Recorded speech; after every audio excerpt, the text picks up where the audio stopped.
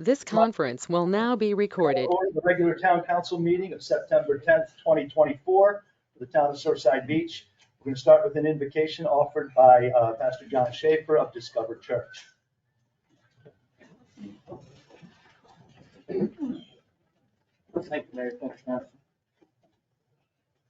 Dear Heavenly Father, we come before you today with gratitude, Lord, for the opportunity to serve our community. We ask for your guidance and wisdom as we gather together to discuss and make decisions for the betterment of our town. Grant us clarity of thought, patience, and understanding as we discuss the matters before us. May council's decisions reflect the best interests of our community, uphold the values of fairness and compassion. Help us to work together in unity, God, respecting each other's perspectives, finding common ground. We thank you, God, for your presence here among us, for the strength and support you provide us. May all the actions today be a reflection of your love and your care for us all. In Jesus' name, amen. Amen. Thank you, Pastor Schaefer. I pledge allegiance to the flag of the United States of America and to the republic for which it stands, one nation, under God, indivisible, with liberty and justice for all. All right, thank you very much. We're now going to move into item number 3, motions relating to the agenda. I have none, so we're going to move on to minutes approval. Somebody like to make a motion for the August 27th minutes? Mr. Mayor, I'd like to make a motion to approve the August 27 minutes as presented. I'll second that. All right, we have a motion and a second. Is there any discussion? All in favor? Aye. Opposed? Motion carries. Minutes are approved. We'll now move into public comments.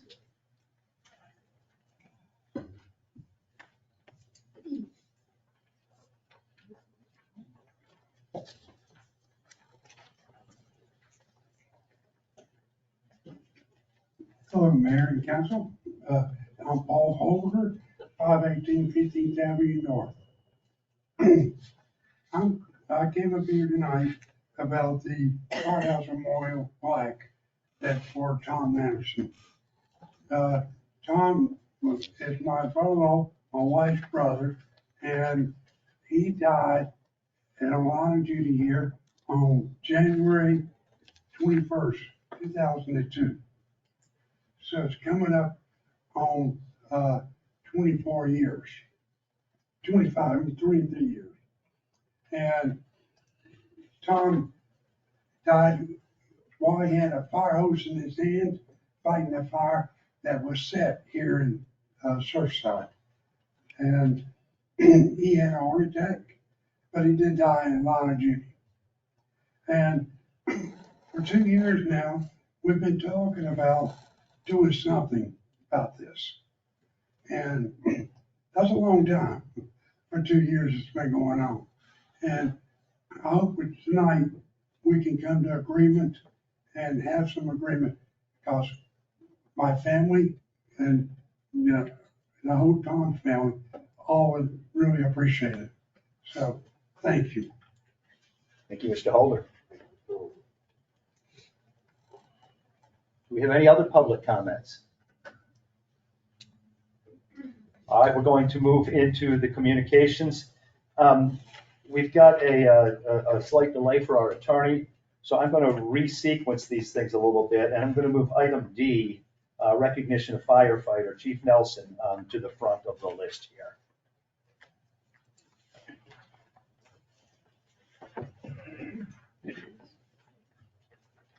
Good evening.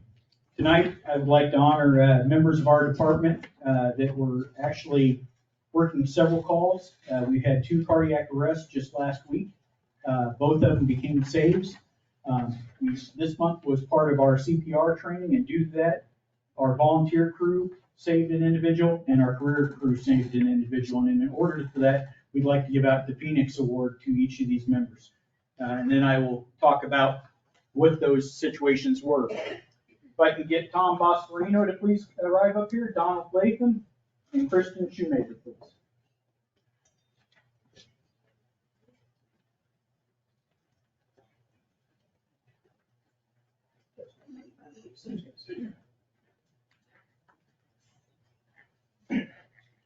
While Rescue 56 was finishing up a call on 17th Avenue North, a shortness of breath call was dispatched. Engine 56 was staffed with 3 volunteers, Tom Boscarino, Donald Latham, and Kristen Shoemaker. Horry County Medic 36 was dispatched as the medic unit. Engine 56 crew arrived to find a chaotic scene. They determined the patient was in cardiac arrest following a choking. Bystanders were performing abdominal thrusts on him. As they approached, the patient collapsed. Engine 56 crew requested additional first responders to help due to Medic 36's ETA. Horry County Engine 20 was dispatched. Rescue 56 was able to clear their call and respond out to assist the 3 members on Engine 56 crew who were performing CPR and ventilations with the bag valve mask until more resources could arrive. Rescue 56 arrived at the same time Medic 36. Upon their arrival, the patient was breathing on his own due to the crew of the Engine 56 who had choked earlier and suctioned out his mouth. Medic 36 transported the patient to Waccamaw, and he was still breathing and had a pulse upon arrival at the hospital.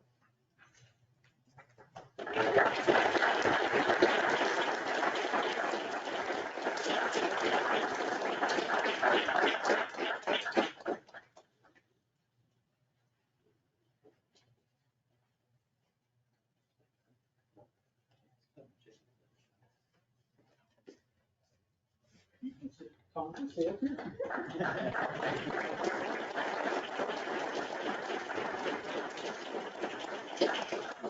I can have Captain Johnson Kelly come up. And I think Steve's out on a call. Yep.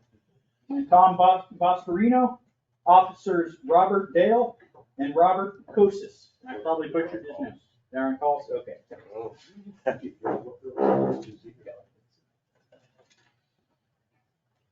Rescue 56 was dispatched for a cardiac arrest with an ambulance that was further out than the usual ambulance. Surfside Beach police officers responded to assist as well. The 2 entities worked consistently and extremely effectively with high-quality CPR and advanced life support skills. Crews were on scene working the patient for 15 minutes, all while attending to the patient. Surfside Beach Police Department and Surfside Beach Fire Department did an outstanding job, and for their efforts, the patient regained a pulse multiple times. Due to the team's effort, the patient was attempting to talk to the ambulance crew upon their arrival at the hospital. The patient was given every opportunity for life, and due to their great care, the patient was responsive at the hospital.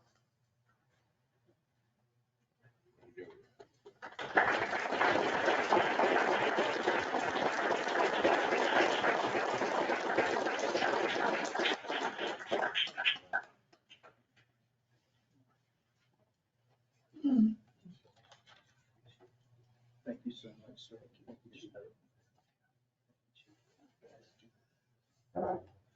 Great team. Yeah, I agree.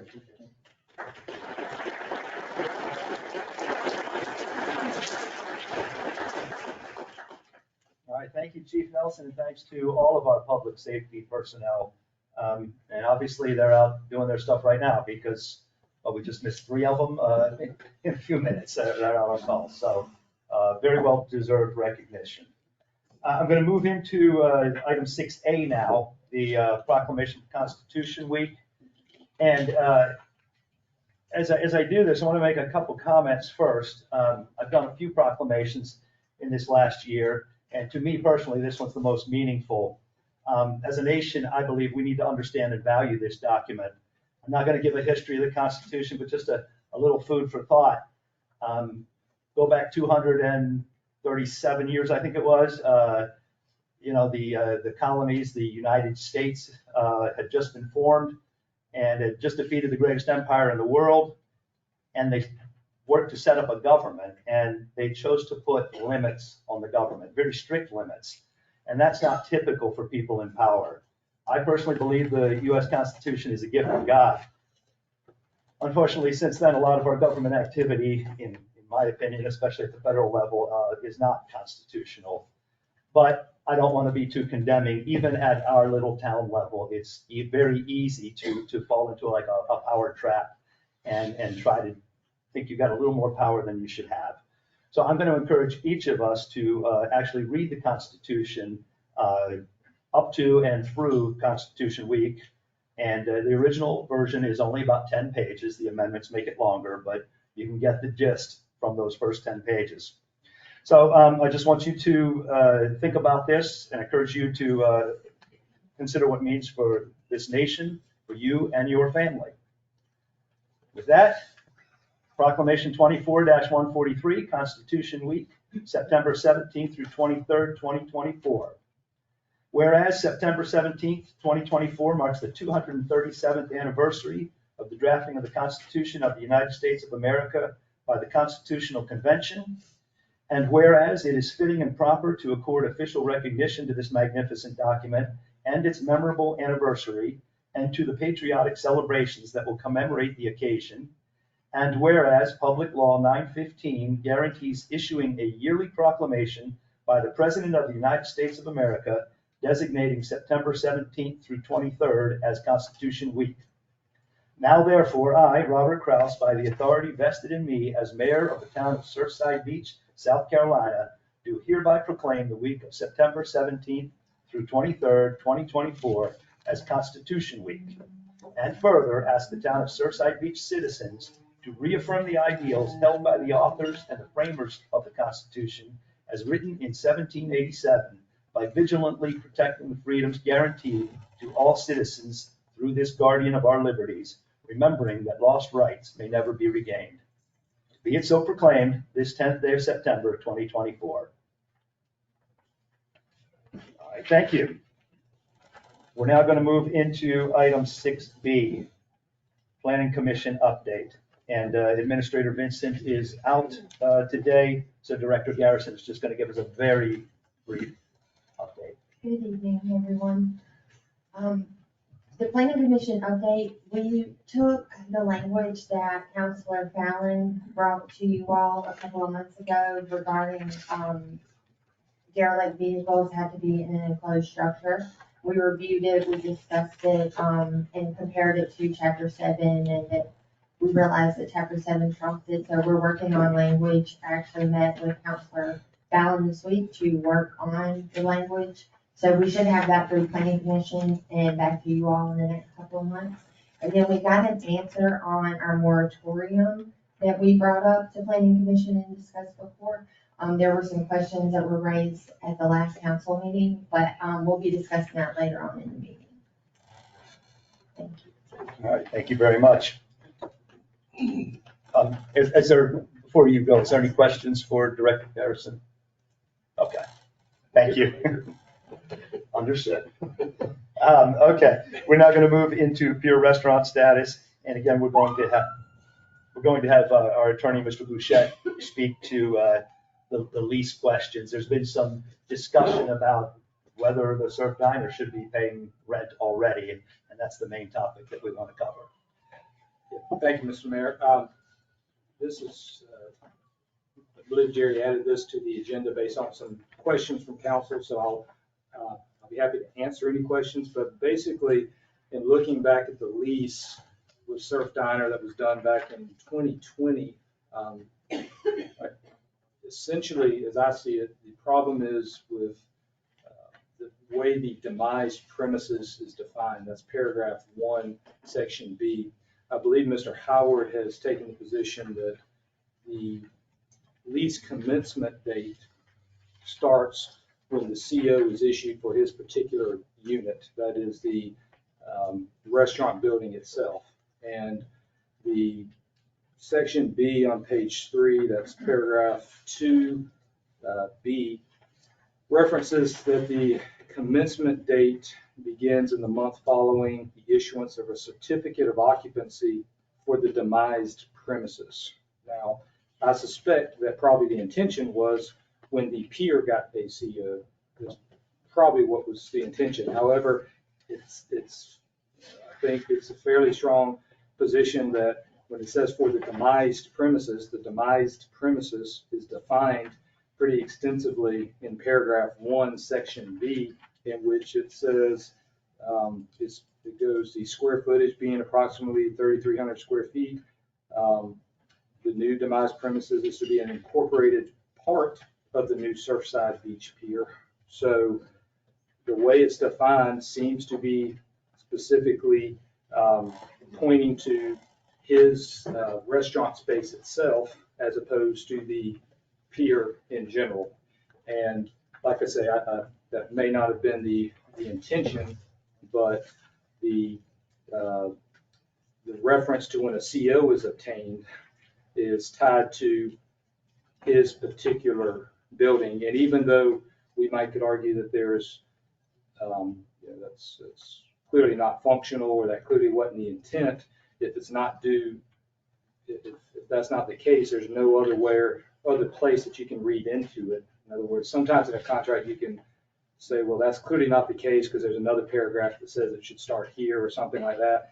I don't see anything directly on point. I emailed council about there could be some arguments here or there, but I think the way the premises, the leased premises, is defined, in my view, fairly clearly as being that part of the pier, which is about 3,300 square foot, i.e. his restaurant space.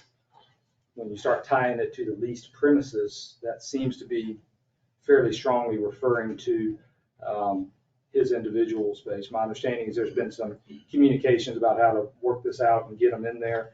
I'll let Mr. Mayor speak to that, and I'll certainly be happy to chime in with any thoughts on it. But otherwise, I'll be happy to answer questions. But otherwise, I think Gary just put this on the agenda to be available to go into any further details that y'all may have or want.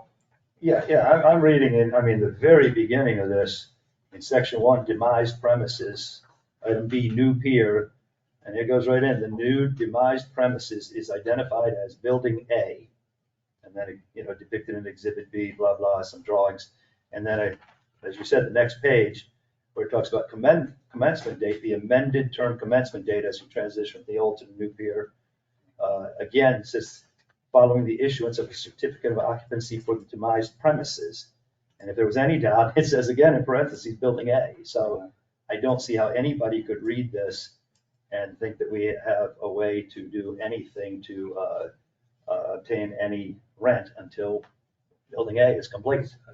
Right, I think that clearly creates an issue creates the issue that we're in now. And so I think there's been some negotiations or some ways to go ahead and get this done and put some kind of deadline on this thing, which from what I understand makes a lot of sense to me, but I'll be happy to chime in on anything specific. We do have a business item about the parking spaces, but if you have any questions for Mr. Bouchette at this time. Mr. Mayor, Mr. Kinkett. do we have the same issue with the Whistling Duck? No, sir, that lease was done a little bit later, and that lease, and actually I wasn't a copy of it, but essentially that lease tied the commencement date to when it was turned over to the tenant. That was pretty clear that there was essentially, looks like at most 90 days from the time it was turned over to the tenant. That language is pretty clear on the Whistling Duck. It's the same language as the, I believe the Drippy's Pier, or either, it was either the Drippy's Pier and the Whistling Duck Pier, or at least were done about the same time, or Perry's. And I'm not quite sure, there were two of them that were done right at about the same time, almost the exact same language. Obviously, one tenant's in, and just the Whistling Duck is not in now. So short answer to your question is no, I don't think we have the same problem with Whistling Duck that we do with this. We do or do not? Do not. Are we collecting rent at this point? Well, my understanding was there was some confusion with staff, with Jerry, that they were thinking that way they read it, that they did have the same problem. They reached out to me relatively recently. We went through it and told them that no, way I look at it, I think you can go ahead and pursue that demand that they commence paying rent, or those leases also provide that if they don't take possession, that is to begin making improvements within a set period of time, I believe it's within that same 90-day window, that the town can elect, should they so desire, to terminate that lease. In the sense you have not taken possession of it, therefore you've abandoned it. So I know Jerry has made that demand to the folks at Whistling Duck. I imagine he'll give some period of time. If not, council will have the decision either to elect to terminate that lease or take some other action. Mr. Mayor, Mr. Coleman? A question to the planning director. To get a C of O, what needs to be done to say the surf diner, for example? You would have to have a final inspection by our building official, and they would have to sign off to get it. So they'd have to have the electric, the plumbing, Everything would have to everything- be, yes, sir. right, everything has to be good before they get a C of O. It's not just handing them the space and then that, they Yeah, get a C of O. no, They don't to get a get C a of C O. of O, yeah, the COs are, you have to, pass a final inspection. And that is an inspection on everything. And you've been to the space and it's not even close to getting a C of O, correct? Not that I'm aware of. Thank you. Mr. Mayor. Mr. Walls? Garrett, I understand with regard to the Whistling Duck. Yes, sir. There've been some extenuating circumstances with regard to health or something like that that's Councilman- delayed their, Councilman Walls, that could be the case. I'm not really, I don't know that to be true one way or another. I'm not sure what exactly has led them to not, my understanding is they haven't even commenced any kind of improvements at this point. So, haven't even begun it. so that's why I point out the provision about there is a mechanism that if you don't take possession and even start, then you can deem it to be abandoned, the town can terminate it, that kind of thing. So I'm not familiar with the reasons why they haven't begun that process yet. Jerry might be aware, but I'm not up to speed on that. Mr. Mayor. Mr. Stamey? Are there any way that we can put pressure on Surf Diner to get this thing started and completed as a town? Well, I think that'll kind of go into, I think we might talk about a little bit recently, obviously, where my understanding is that we're kind of a stalemate where they've taken the position that essentially we can't get started because the town has not let us have access to the parking spaces that were referenced in the lease.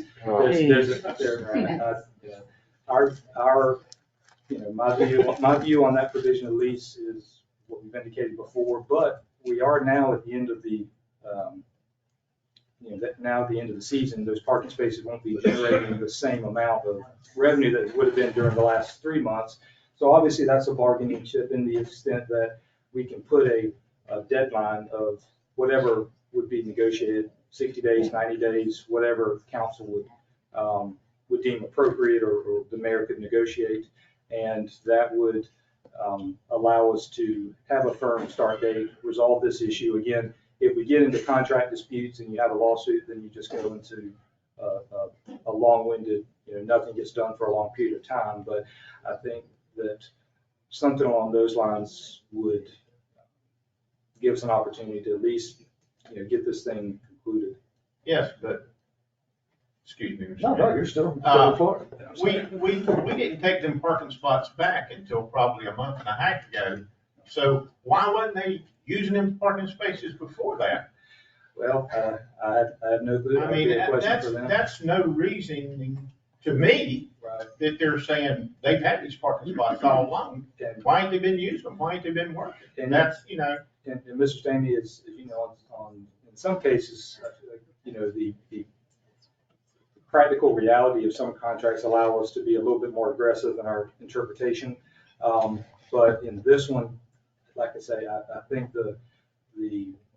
their position is fairly strong that we'd be in a pretty tough spot to be able to,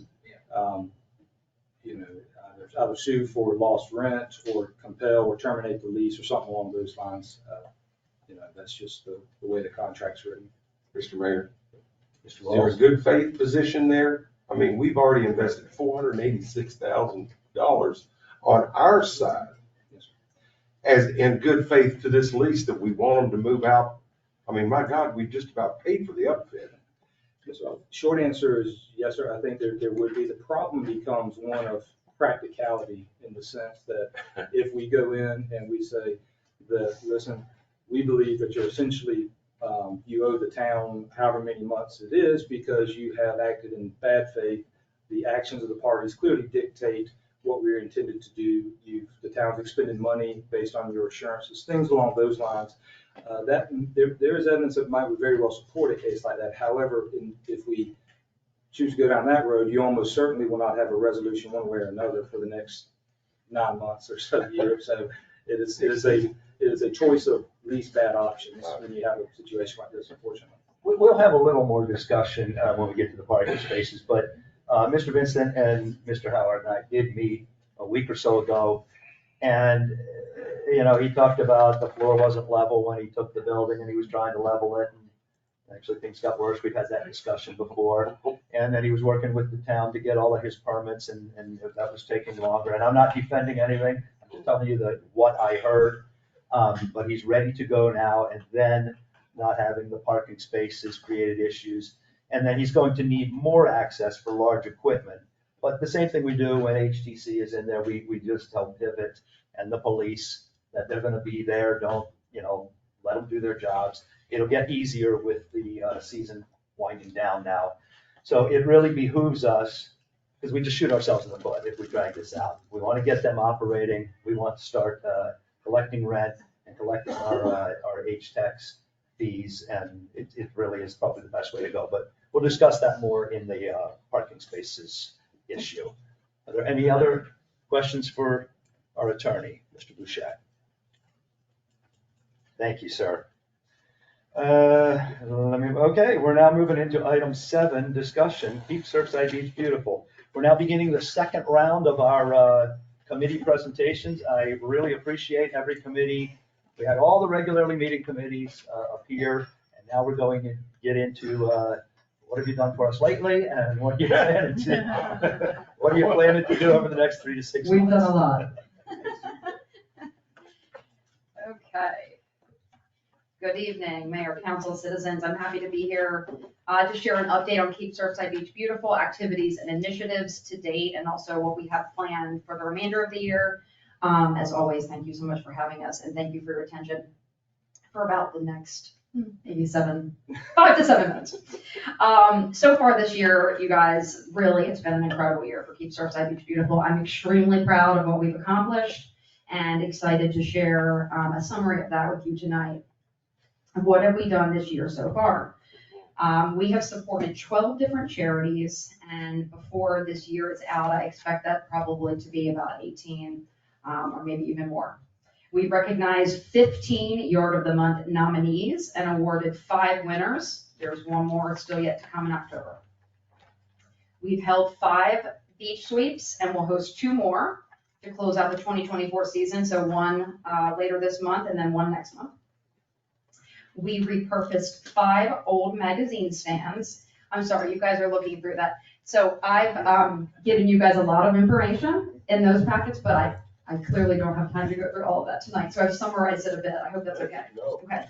This is why we like to have the presentations ahead of time. Of course. Sorry, I see you guys flipping through like, what is she doing? We repurposed 5 old magazine stands into free libraries around town. Residents and guests can borrow, return, and donate books. We've had some media coverage on this, and we've also had a local artist reach out to say, if you have any more libraries you're going to do in the future, she would be happy to paint them with kind of bright, fun, vibrant beach scenes. So we're excited about that if we have the opportunity to get more donated to us. Cigarette litter. We sent 3 shipments of cigarette butts to be recycled. All shipments have weighed approximately the same, about 6 pounds, so that's a lot of cigarette butts in each one. We've grown our Facebook following by almost 1,000 people from this time a year ago, so we're just under 5,000 right now. I certainly expect that we'll get to 5,000 by the end of the year, if not sooner. And we volunteered at 15 town-sponsored events. This includes festivals, golf cart parades, and special events, so like pier opening, Arbor Day, so on and so forth. So that's 2024 to date in a nutshell. The last quarter of the year is always our busiest time, so here's what we have coming up. The September Beach Sweep is Saturday, September the 21st, so not this Saturday, but next Saturday. Historically, this is our biggest sweep of the year because it's in conjunction with the annual South Carolina statewide beach and river sweep. So we see a lot more people at this one than the others. We have a location change. So we normally keep all of our sweeps at 3rd Avenue North just to make it consistent so everybody knows. Since this one is larger, we have moved it over to the Holiday Inn Surfside Beach. They actually reached out to us. They're working on a new green initiative. So they want to partner with us on a couple different things, and this is the first. And we're super, super appreciative to them. They are donating a ton of stuff for the sweep. Food, drinks, they're even donating a 2-night stay as a giveaway. So appreciate them. We actually have several organizations that are co-hosting this sweep with us. Normally we kind of just do it on our own, but we've had several different organizations that are coming out. Surfrider Foundation, Love Blue, Squeeze the Day Nonprofit, and Corning Credit Union. So of course we appreciate their partnership. And to all the early risers out there, KSBB will be promoting this sweep next Wednesday on WPDE with Amanda Kinseth from 5 to 7 a.m. So set your alarms and tune in. Wow. The Fall Festival is approaching, first Saturday in October. That's Saturday, October the 5th. I hope to see everybody out there. The KSBB tent, we will have Santa Claus there. So you can come on by with the kids. Or not, whatever, doesn't matter. He doesn't care what your age is. So free visits and photos with Santa Claus. I know that it is only October and the beginning of October, but trust me, you guys, this works. The kids love it. It's the first time they see Santa, and then the parents love it because they get to find out what their kids want for Christmas in October. So we've had a lot of great feedback in past years, so we're doing that again. We will also have giveaways for the kids, so giving out some fun jingle necklaces. Who doesn't want a fun jingle necklace? We'll also be distributing some information, a flyer with all of the dates and details on all the holiday initiatives that are happening in Surfside Beach. In our experience, the majority of folks that stop by our tent at this particular festival do not live in Surfside Beach. So we do like to make a concerted effort to let them know about other events that are happening here in town, so maybe they'll come back and see us again. Speaking of Santa Claus, the holidays are right around the corner. As in past years, KSBB will be supporting the town by participating and volunteering at all the events in town, including tree lighting, Surfside Beach Christmas Parade, the Yuletide Golf Cart Parade, Christmas movie Under the Stars, Breakfast with Santa, Christmas Trolley of Lights. All of those things happen in the month of December, and all of them are free. As if this doesn't keep us busy enough during that month, we are actually hosting a new holiday event this year, and we're pretty excited about this one. The Christmas Tour of Homes. So you may have heard about this happening in other towns or cities. Even, I think there's one in Merle's Inlet that happens and one up north. But the event will offer residents and guests the opportunity to walk through 4 to 6 houses in Surfside Beach that are all decked out in holiday decor. This event's taking place on Sunday, December the 8th. Tickets are going to go on sale in November, and all proceeds will benefit a local Surfside Beach charity, Squeeze the Day. We have 2 sponsors for this event, Crescent Realty and Corning Credit Union, so thanks to both of those organizations for being part of this and for making it possible. I think it's going to be a really fun initiative. Finally, I wanted to provide an update on Harrison Park. All funding has been confirmed for the Harrison Park revitalization project. Just to remind everybody, I know I've been here, I think, once or twice to talk about Harrison Park, but this is the project that we received a grant from the National Association of Realtors to complete. And we've had to augment that with some other funding, but we have all the funding now. Director Adair and his team have already started sourcing the materials, and the build out will start late this month or early next month. We've developed a rollout schedule with the help of Director Adair and his team. And this includes, which is pretty cool, you guys, a community day. We're going to have this on Friday, November the 8th. This is an opportunity for residents and stakeholders to come out and actually help us finish up the park project. So probably with some planting and landscaping, it's just an opportunity for everyone to be part of the project. The ribbon cutting ceremony will take place that following week, or actually, no, I think it's 2 weeks after that, November the 8th, the week of November the 18th. So that's the week before Thanksgiving. And that's where we will all. You can go in, but. And celebrate. So details on all of that are forthcoming. I do hope that everyone will plan to come join us, and I'm really excited to see this park vision come to life. All of the KSBB ladies are excited about this one. Okay, before I finish and take questions. All of the things I just talked about, whether they've already happened or they're still yet to come, all of it is because I have the most incredible, passionate, hardworking group of women on my committee. They are so amazing. Three of them are here tonight. Brenda, Shirley, Jolie, can you guys stand up, please? We don't often do that, but I would like to. I appreciate you guys very much. Thank you. And thanks for having me again tonight, and thank you on behalf of all the members of KSVB for the opportunity to serve the town. Any questions? So that's all you got. That's all. That's it? No, that's outstanding work. Sometimes these keep whatever beautiful, sound like little garden clubs that do some planter boxes around town or seasonal wreaths or something, but full disclosure, my wife is one of the KSBB people, and I do some of the shuttling for the beach sweeps and have been involved in other events, and I'm blown away by what you guys do. It is an outstanding asset to this town. It really does set the tone, because it's more than beautification, and I know it's in your charter, it's community outreach as well. And again, it really makes this town look good. So, and a lot of it, of course, is due to your leadership and enthusiasm. So I just want to say thank you very much. We are very blessed to have you in town. Thank you. Mr. Mayor, Mr. Kinkin. I've already told Alan about this, but the last beach sweep, Skip and I did 3 blocks, and we ran across a couple from Forest Brook. And they were here, and this is for John too, and they commented on how clean their beach was. They'd been to other beaches, and they go down and they park at 6, and they've been doing this all summer. They don't come every week, but they come frequently during the summer.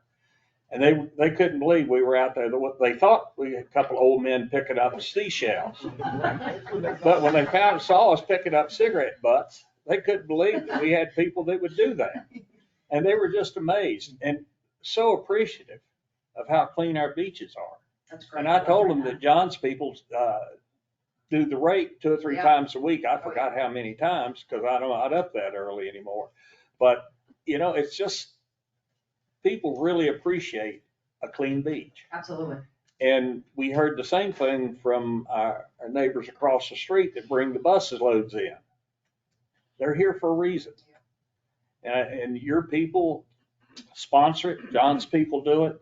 It has helped this town immensely over some of the other beaches. People say, oh, go to Garden City. No, their beaches aren't near as clean. I promise you. It makes a big difference. Yeah. So Very proud. I want to thank you. Of course. And John too. If I could piggyback, Mr. Mayor. John, the only place I found any litter at all was in the areas that you guys stay away from the dunes. Yeah, You know what I mean? It's that strip between the beach and the dune where you got to do a little more selective management. But they're doing an awesome job out there. Yeah. And it surprises me what the people will throw down in their park. I know. All right. Mr. Mayor, Thank you. Ms. Shaw.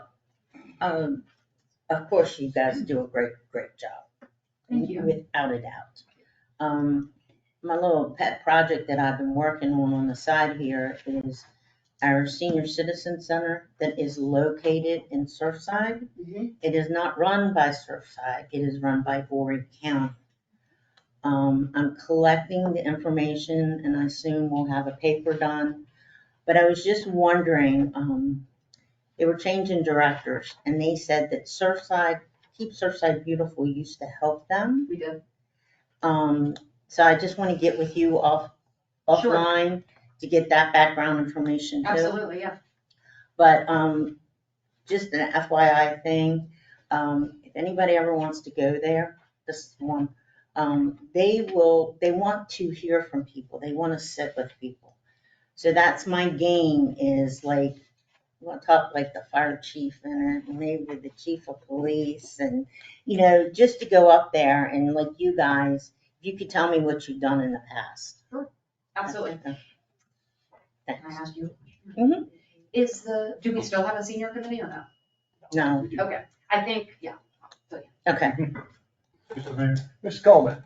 I'd like to echo all the kudos to your group. I personally know because I'm also the liaison of it, and I see all the hard work you do, and you're great. I'm telling you. You have so much energy. I do have a couple of questions though. Of course. With the free libraries, Yes. are you getting books people returning them, or they're just taking them and you're not getting them? Yes, people are returning them. They're not returning all of them, but we are seeing people who are understanding the assignment, if you will. They're taking books, they're bringing them back. And there are some books that are being put in the libraries that are new and we're not doing it. So there is some. Have you ever advertised to let the people in the town know? Some people never go down to the beach. You ever asked the people who have, I mean, when my son passed away, we had boxes of books, and we just donated them to the library. So there are people who might have a whole bunch of books that they're just sitting around doing nothing. And if we ask them to pass them on to us. Yeah. I'm just trying to think of a way to get more. It's a books. great idea. We've advertised that they're out there. We have not advertised and asked for help. And I think it's a great idea because normally when we do that, people. I'm not finished. Well, they're just saying, all I was gonna say is, be careful if you invite that. Well, right. Oh, my goodness. Right. Well, You could get a lot of books. Yeah, but she's gonna go through them first. Yeah, Shirley and Suzanne kind of are spearheading this effort, and they go and regularly check the libraries.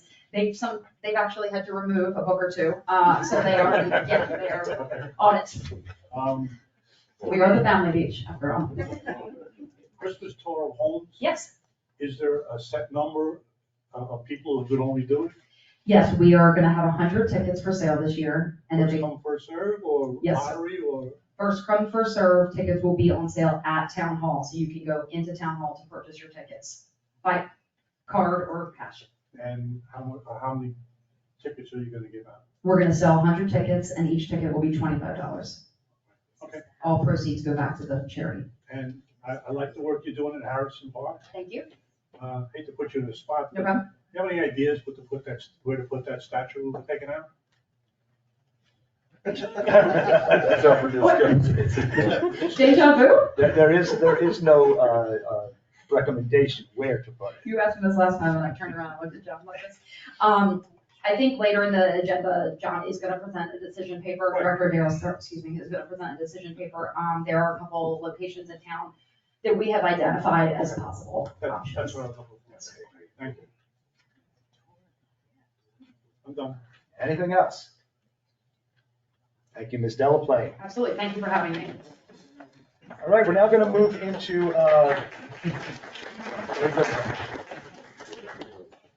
our business items, and the first one is Chief Nelson speaking of fire call billing. They don't want to bill for fires. Currently, our department actually has an ordinance in place that allows us to bill for fire calls. We have used a company in the past. Since I've been here, we haven't collected one penny. As part of that, they charge us 20% upon whatever they collect. What we're looking to do is continue this with a different company that is obviously going to be able to collect. Looking through some different ideas, I reached out to other departments to find out who's doing it. Merle's Inlet happens to be currently doing this as well. The company they use isn't user-friendly. They ask them to take pictures before the call, after the call. That's not capable for us to do. I don't want to see my guys getting out and worrying about taking a call. That's not what we're there for. We want to handle the emergency. I've used other companies in the past where we hadn't had to take any type of pictures or anything as far as that goes. What we're looking to do is bill within the town. That's all we can bill within. What it would do is go against their insurance. We're collecting off the insurance, so it's not coming out of anybody's pockets within the town or anything like that. Once the insurance pays whatever it pays, or if it doesn't pay anything, if you're a town resident, we don't go after any more funds or anything like that as far as that goes. However, if you're visiting into the town and you get in a wreck, you don't pay taxes toward the town, we will collect, we will go after for collection 3 times. If we don't receive it after that, we're not going to make a hard inquiry where we keep going after you. We'll let it go and we'll move on from there. The only thing that we'll have to look at is there's Appendix A, which I'll have to talk with our solicitor lawyer here.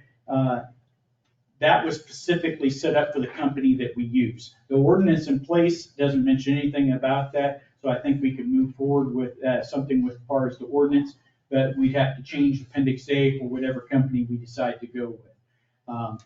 It's a good program. We've done it where I was before. I Not saying that we're gonna make close to what that was. We were running a lot more calls and it was a larger department. So we got $85,000 the first year we did that. It doesn't take, when we build an insurance company, it's not a hard hit on your insurance. There's $500 roughly always put away for your insurance to pay for structure fire calls, pay for motor vehicle accidents, vehicle fires. Those are the things that we're looking to bill. We're not gonna be billing for fire alarms, lift assist or anything like that. Major calls where we're gonna be using our apparatus, we're gonna be putting the mileage on, the wear and tear, recover some of that. And our goal is that we can maybe take this funds and use it toward our training facility to help build that up a little bit so that we could actually go in there, practice live fire burns, which is difficult to do because it's not like you could go up to a normal house and say, hey, do you mind if I burn your house? Nobody's gonna allow us to do that. And rightfully so, totally understand. But this would allow us to have an area where we could go down, use some Connex boxes, do some live fire training to get that experience and keep us up to date. We could put a vehicle extrication pad there or something like that and be able to train and do that, and it wouldn't cost anything for the town to do that, because we would be able to collect that. Other companies I've seen, like I said, the company that we were using before was 20%. The previous company I've used, and we'll put it out for an RFP, I have no problems with that, they charge 15%. So whatever they collect, they charge us 15% off that. They take that off and pocket it, and then we get the rest as ours. It's not an issue. We don't have to take care of any of the billing. They bill it all for us as far as that goes. They have all the correspondence with it. They come into our report writing system, take out that information they need for the billing, and send off the bill. It's very easy for us to function that way. They have a 40% collection rate, which is pretty high for that standard. So those are the things that we're looking to do. We're looking to move forward with this, but we're looking for your approval to do it. All right, thank you very much. Mr. Mayor. I think before we go on to questions, I'd like to have a motion to adopt this, and then we can start discussion and questions as well, okay? Mr. Mayor, Mr. Coleman. I'd like to approve the decision paper, billing for fire calls and motor vehicle accidents. I'll second. All right, so we have a motion and a second to adopt this proposal to set up the RFP and, begin billing. So Mr. Stanky, please. Chief Nelson, do you know whether they've ever been any money collected for this kind of work? That I do not know through the town here, right? That I don't know. Okay. Since I've been here, there's been Well, no. I know that it had been brought up before and it had been passed before. And I didn't know whether there was a history back somewhere or other that what the town has got, what the fire department has got out of this building, or even if they've ever got any. I didn't know. So That I'm that's not what- aware of. There was a company called InnovoPad out of North Carolina that we had gone with. I was not even aware that we still had a contract with them until we started looking into this further, and we found that we did. We did cancel that. We haven't received anything from them. And my goal was if we could open it up for RFPs to look at other companies, I think we would be better off. Thanks, sir. Mr. Mayor, Mr. Wallace. my one concern, I mean, I like everything about it, but my one concern is, since we don't have anybody representing their company on site, they have to access your reports. Correct. In order to do that, are they allowed into the town system? They would be allowed into, not the town. We have our own program. It's called ESO. It's only the fire department has access to that. Town doesn't So have it's- access to it. Correct. And we have to they get a password where they go in and they're only allowed to get into the part that's part of billing as far as that goes. You With control that, it. correct. And it's not EMS stuff, so there's no medical information being put out. We're not violating any HIPAA laws or anything like that as far as that goes. Mr. Mayor, Mr. Coleman. in your previous experience with this, where does the money go to? So it's, say you said $85,000 you have. Does it go to equipment? Does it go back to the town? Does it go for training? That would be something you guys would decide. I would like to see it go toward our fire training is where I would like to see it. That's what we did where I came from before passed. And it helped to build up our training facility. As you can imagine, trying to buy a Connex box isn't that bad, but now we're gonna have to have them welded together, put fire containers or fire discs that go in there so that we're not rotting it out and stuff like that. We have to put stairways in because the goal would be to put two 40-foot Connexes together with a 20-footer up on top.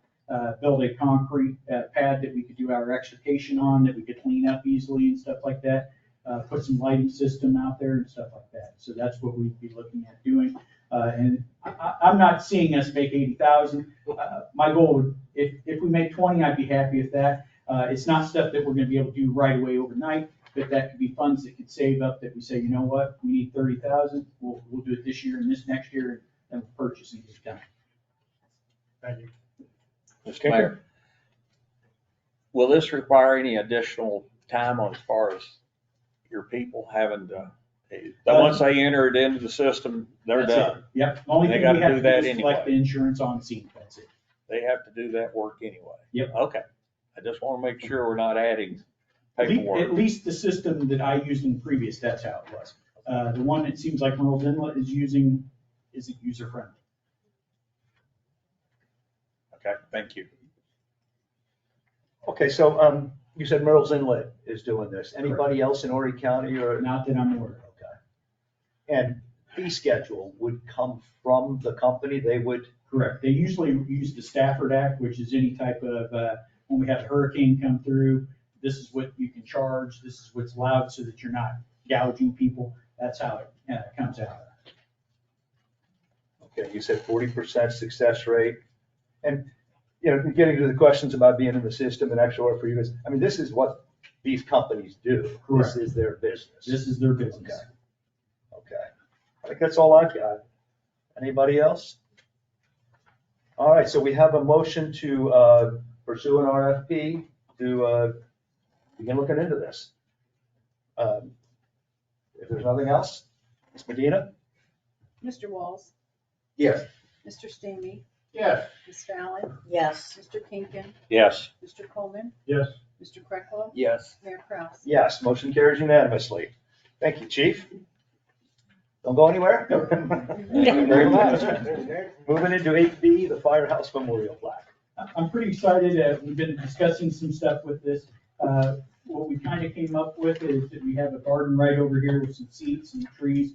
We would like to build a pillar about 4 to 5 feet tall out of concrete and get a granite top that we could put on there. And it'd be in reference to all public safety entities within the town and any loss of, unfortunate loss that we don't want to see that continue. But a couple things that we mentioned, I know there's been some discussion of naming the station.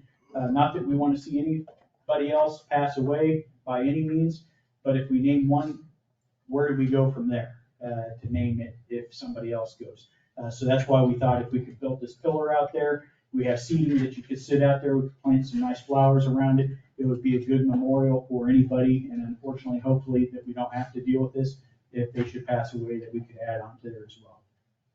Okay, so again, I guess we would pursue an RFP Correct. to define this. Correct. Okay. I think there's some other ways that we could come up with the funding as well and help with that. I'm okay with that. I know a guy that's in granite work, and we're looking for a 12 by 12 slot or so to put on there. I think that they might have that as scrap that we could put in there and have it nicely engraved and be able to hold up through the rain and everything else. Okay, so again, I guess I'd like to entertain a motion before we start the debate.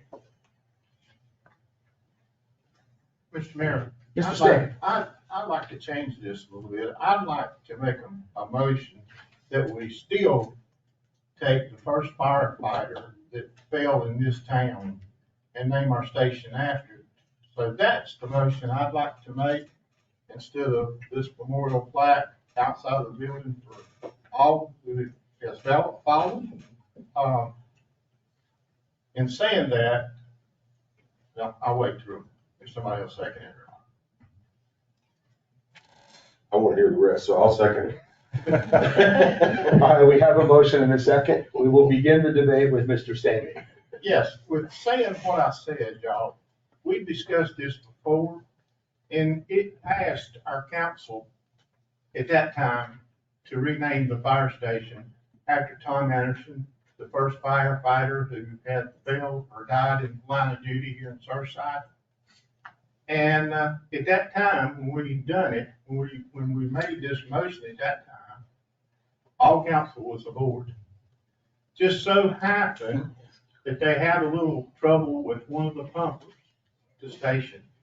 and they kind of put this on hold because they needed the money to fix the pumper. I had to change my mind, and as Mr. Nelson has said, what do you do with the next one? The next one ain't gonna be our first. This guy was the first in Surfside who has passed away. First means he's the one there's never gonna be another first. He's the first man. The second guy, maybe we could do a memorial plaque out there with what he said. But as far as I'm concerned, we had voted on this at one time. And I really think that we ought to do this man honor and put his name on the building. We don't have to go outstanding and putting up signs out here. We can put his name on the building and just rename the fire station Tom Anderson Fire Station, Surfside. That's what I'm after. Mr. Mayor? Ms. Shaw?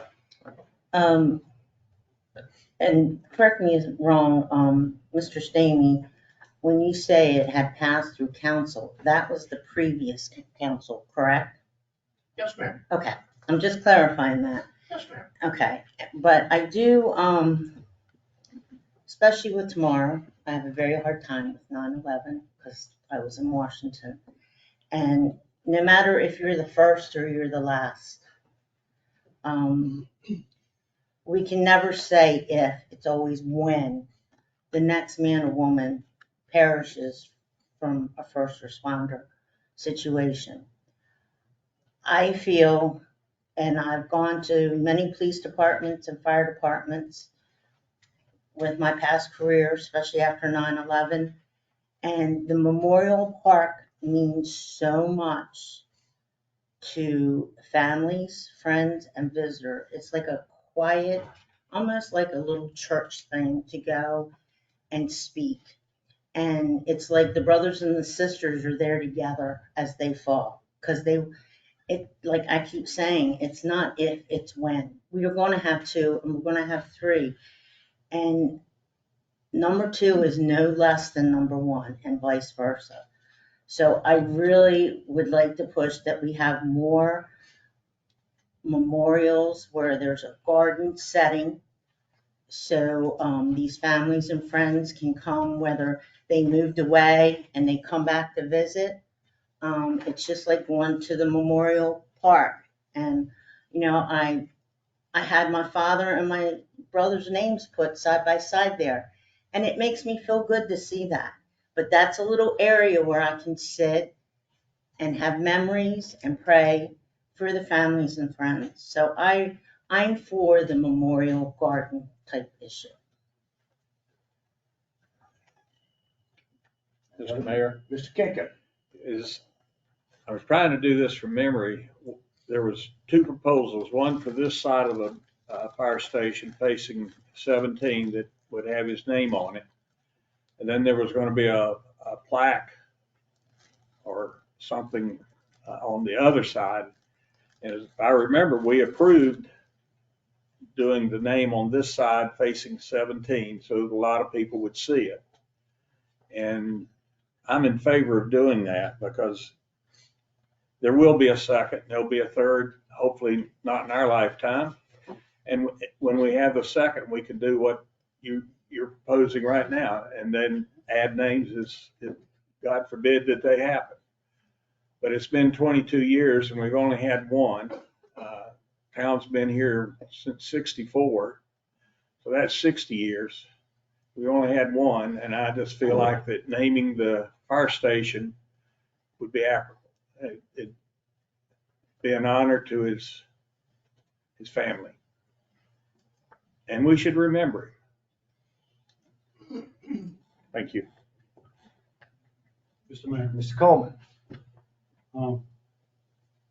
Being a former first responder and knowing dozens of first responders who have died, not only in 9/11, but throughout my career. Worked in a place where there was 28 police officers killed. The building wasn't named after. There's a memorial wall. I don't know how you pick out one more than another. And I love first responders. I think they should be recognized and in a prominent location. naming the fire station, I think a Memorial Park would be a lot better. And honestly, when we were talking about this about 6 months ago, we didn't approve anything. We didn't okay anything. We were talking about it. And yes, it came up about the engine, but these were only proposals and we were just throwing stuff around. So nothing cast in stone. And we have a plaque in the firehouse already. Correct. But it isn't in a good place. I agree. Because nobody knew it was there, correct? Correct. I agree with you. Right, so it should be in a prominent location honoring the person. Putting a name on the building, I don't know how. I think a memorial area like you're talking about. You know, you're talking about a pillar and like everybody said, it's not if, it's when, it's gonna happen again. You can add people to that? Correct. I mean, really, it's a very, very emotional thing, especially the day before 9/11. You know, when they built the building, that might have been the time to do it. Talking about 22 years later, I'm not taking anything away from it because it's so long ago, but I don't know why now we decided to do this. I get the Memorial Park, and that should have been done a long time ago. And I'm not taking anything away from the family. You know, I hope they don't feel that way. I think it absolutely should be honored, and every single year on the day of his death, there should be some kind of a little memorial ceremony. I have no problem with that. And you know, also, like you had today, you award your things, there should be some kind of ceremony every single year honoring the past firefighters and the present firefighters. That's all I got to say. It's very emotional. Thank you. Mr. Mayor. Mr. Walker. I'd just like to comment on one thing. Ms. Shawn and Mr. Coleman, I certainly understand your alls, but we're not dealing with the volumes of people that lost their lives in these events. We're talking about Manhattan Police Department, my goodness. We're talking about a sleepy little town. I think I would support the naming the building the first time, and God forbid, you know, if we lost a policeman or we lost another fireman or something, then we begin the memorial park. But I think that this family's waited a long, long time to have some recognition to a very special fallen servant to this town, firefighter. So I would support this side of the building. I think just hopefully we don't deal with the volumes that these two folks are talking about ever. Thank you. Mr. Mayor, Mr. Stan. I'm going to ask for a little bit of leeway on this. There are two people in this audience. It's Mr. Holder and Larry Carter back here. Larry Carter is the guy who brought this before this council. I don't know why it had never been brought up before, but Larry kindly went through this and researched it and brought it before council because he thought that his brother in firefighting had fallen, and he thought it was a great honor to be able to take our small town of Surfside. And we're not dealing with Manhattan. We're not dealing with New York. This is a small little town that employs 25 firemen out here. And everybody's got to realize on this panel, Surfside has been established since the 60s. This is the only one that is stolen in Surfside. And I said a little leeway because if I could get Mr. Holder or Mr. Carter to come up and speak a little bit about this, I think this would help our council and making a little decision.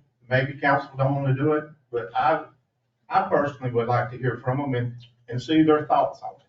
But that's up to this council. Okay. we would need a motion to allow them to speak.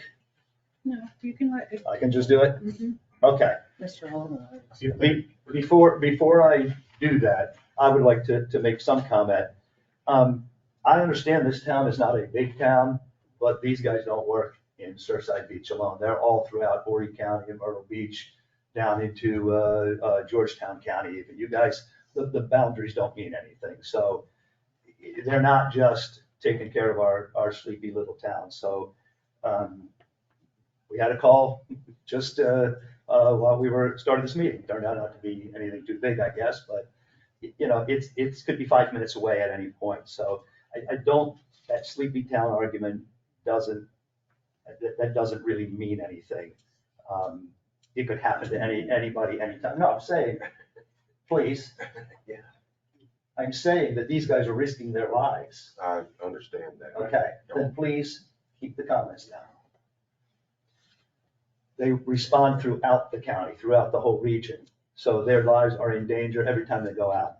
So I don't want to get caught up in the fact that Surfside Beach is quiet, but that means that we're better protected. That's all I'm saying. I would personally think naming a memorial garden, the area that we're looking at, makes sense. I was under the impression when we started this that Assistant Chief Anderson had never been recognized. And it was because Mr. Walls happened to be in the building and saw the sign that we even found out about that. I had never heard that there was any recognition. So I think it is definitely appropriate to recognize, but I think a memorial garden and that being named for him is probably the best compromise, because I am concerned that we will have other lives and we'll never be able to duplicate that again. That's my thought. Mr. Mayor, Mr. Bouchard, yes. one quick point. I don't recall one way or another if council voted on whether to take a directive one way or another. I remember it coming up, but offhand, I can't recall if council actually gave a directive by vote to staff one way or another.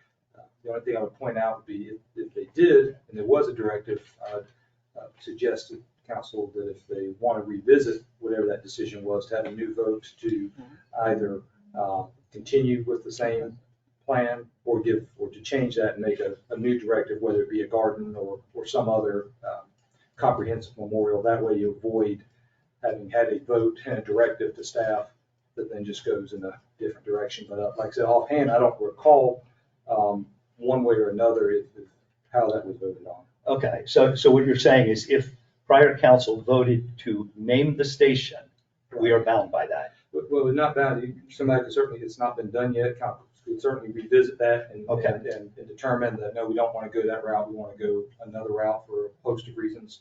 But I wouldn't want there been to have a vote of council giving a direction and then just kind of meander and do something totally different. Okay, I recall discussions in the prior council. First, I wasn't on it. I don't recall a vote, but I don't know that for sure. And I know when we came in, we were looking into the costs for the proposal they were talking about. But again, I don't know if it seems to be, I have Mr. Stamey, but my recollection was that there was the issue had been raised, people had been made aware of the history. And I don't remember if it was because of funding or what, but I thought the issue was that it was somebody was going to look into it maybe on cost and we'd come back for specifics or something, is what I vaguely remember, but I didn't look into it before I came Okay. today. All right, well, I guess with that in mind, I would like, I agree we should let Mr. Holder and Mr. Carter speak if they wish to. And so come on up in whatever order you guys want. Mr. Mayor, what I remember is that Larry came up with a price of around $25,000 that was in the budget in the 23, 24 budget. Maybe it's a 22, 23 budget. And at that time, we thought it was too much money, and we talked about separating in two different options. Do one side and then the other later. And then it got put on hold because I had a problem with the pump on the fire truck. And this was money that was in their budget at that time that they could use. It was not, weren't going to add more money. It was money they had in the budget. Of course, if you don't know, at the end of the year, the budget, any money not spent goes back to the general fund. So and I'd like Larry, because he's the one that did the legwork, came up with the cost and presented it to us. And we had a discussion about it, and then before I don't remember whether we voted or not. I was hoping somebody should have looked it up, but I didn't. At that point, the discussion stopped because we needed the money for the pumper. And that was as far as we got. And Mr. Mayor, certainly don't want to overcomplicate, but to the extent council wants to address this issue one way or another, then the only thing we need to do is just fashion the vote that says we are now voting on which direction to take on this. And to the extent that it was voted on before, we're changing direction in effect. So we're not bound to do nothing today. I mean, we just want to make sure that if we're giving some kind of directive that we are either changing any prior decision, if that's what's been made, and we're choosing which way. Okay. Very well. If you gentlemen would like to speak, please.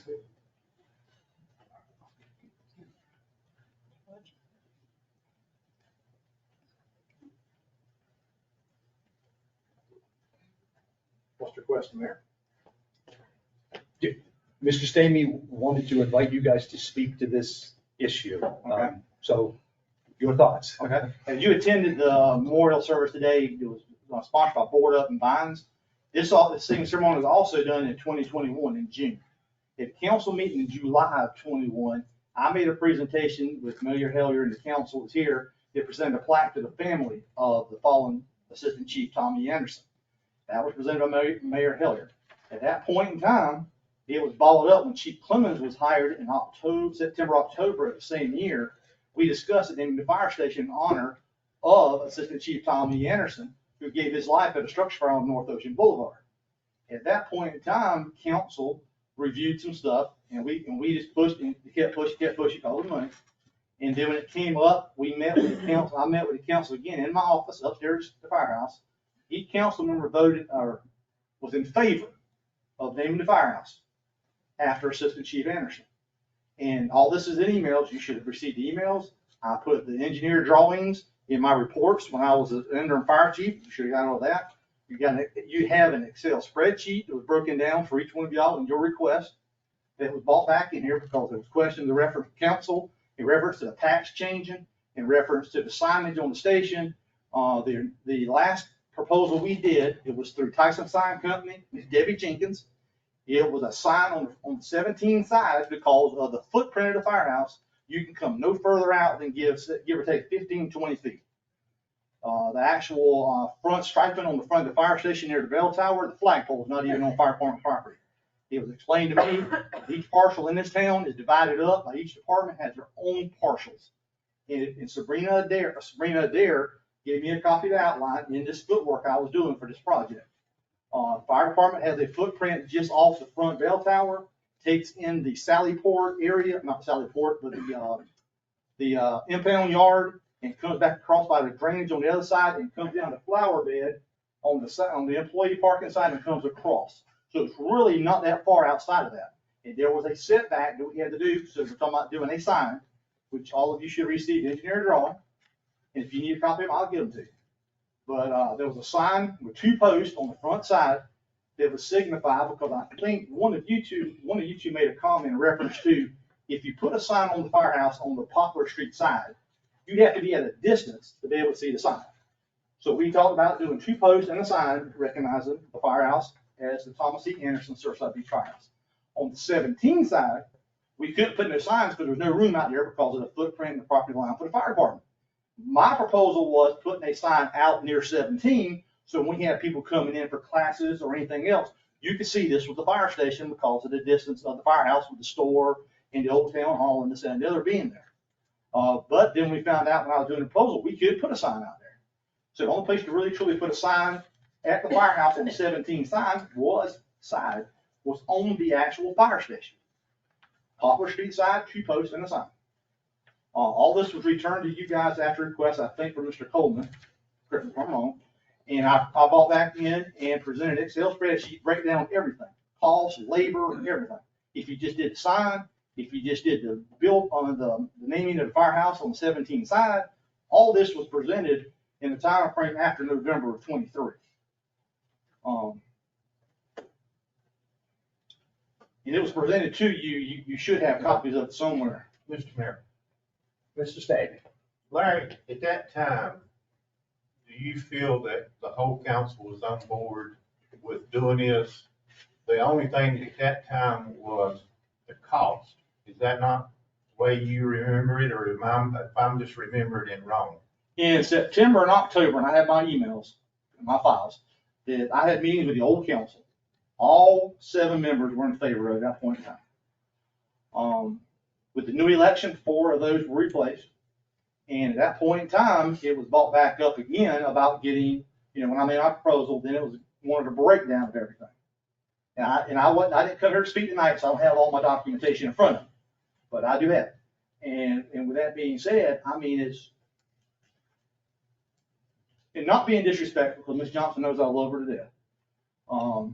This building you're in is named after someone that was on a committee that didn't die in the line of duty. No offense, please, no disrespect. Huckabee Field, named after former mayor. All these buildings we got and all these locations in town are named after somebody who was on committees.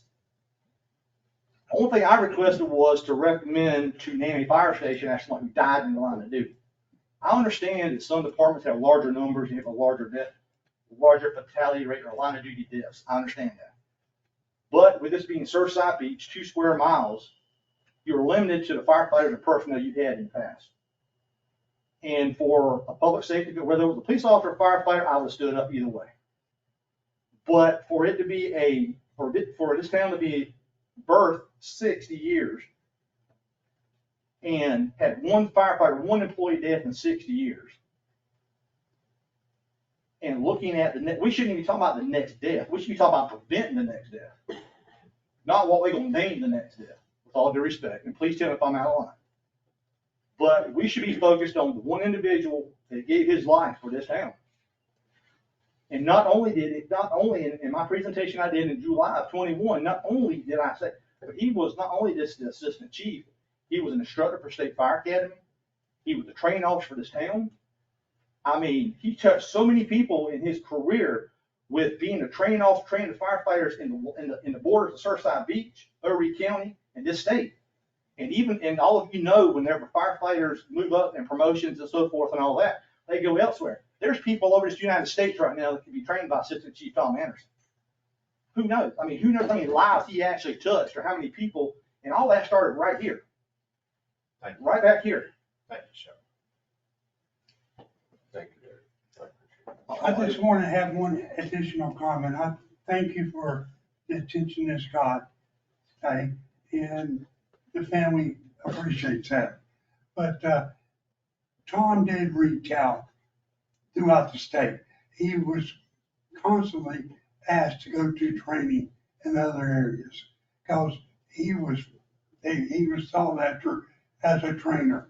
And Surfside Beach got a lot of recognition from that training that he did. So, he was the assistant chief. I didn't say that earlier.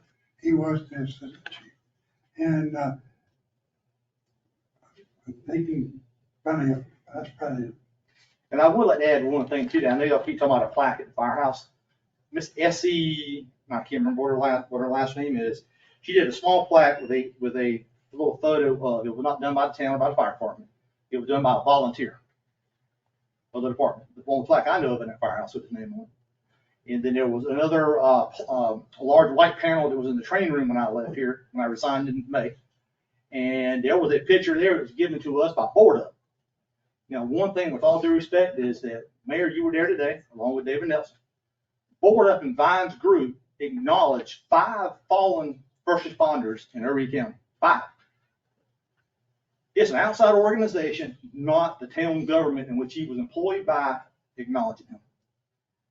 When we did this and you go back with your records, I looked at them today, as far as the council meetings, the agenda and all that.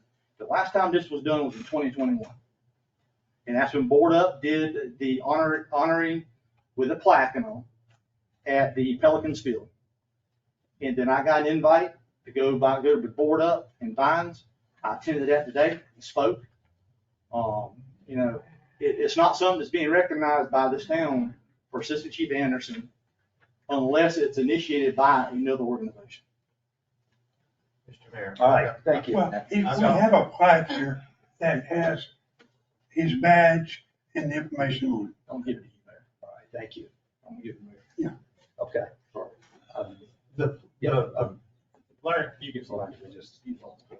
I got one question for you. Mr. Mayor. Yes, The sir. plaque that's in the fire department right now, was that donated by the town or was that donated by someone else? Only plaque I know is if you walk in where Dave Nelson's office is at, Absolutely. there's the annunciator panel for the generator up on that wall right there. Yes. There's a little plaque. That was given by Miss S.C. I cannot remember what her last name is. She was back one of the first members of the fire department. I think 60s, 70s, 80s timeframe. So you're saying that didn't come from the town? Not to my That come from knowledge. In an individual that this That's town correct. has never recognized Mr. Anderson for what he done. That's correct. I stated that from day one. Okay, thank you, thank you. All right, so we have a motion on the table right now to pursue an RFP for naming the station. That's really where we are right now.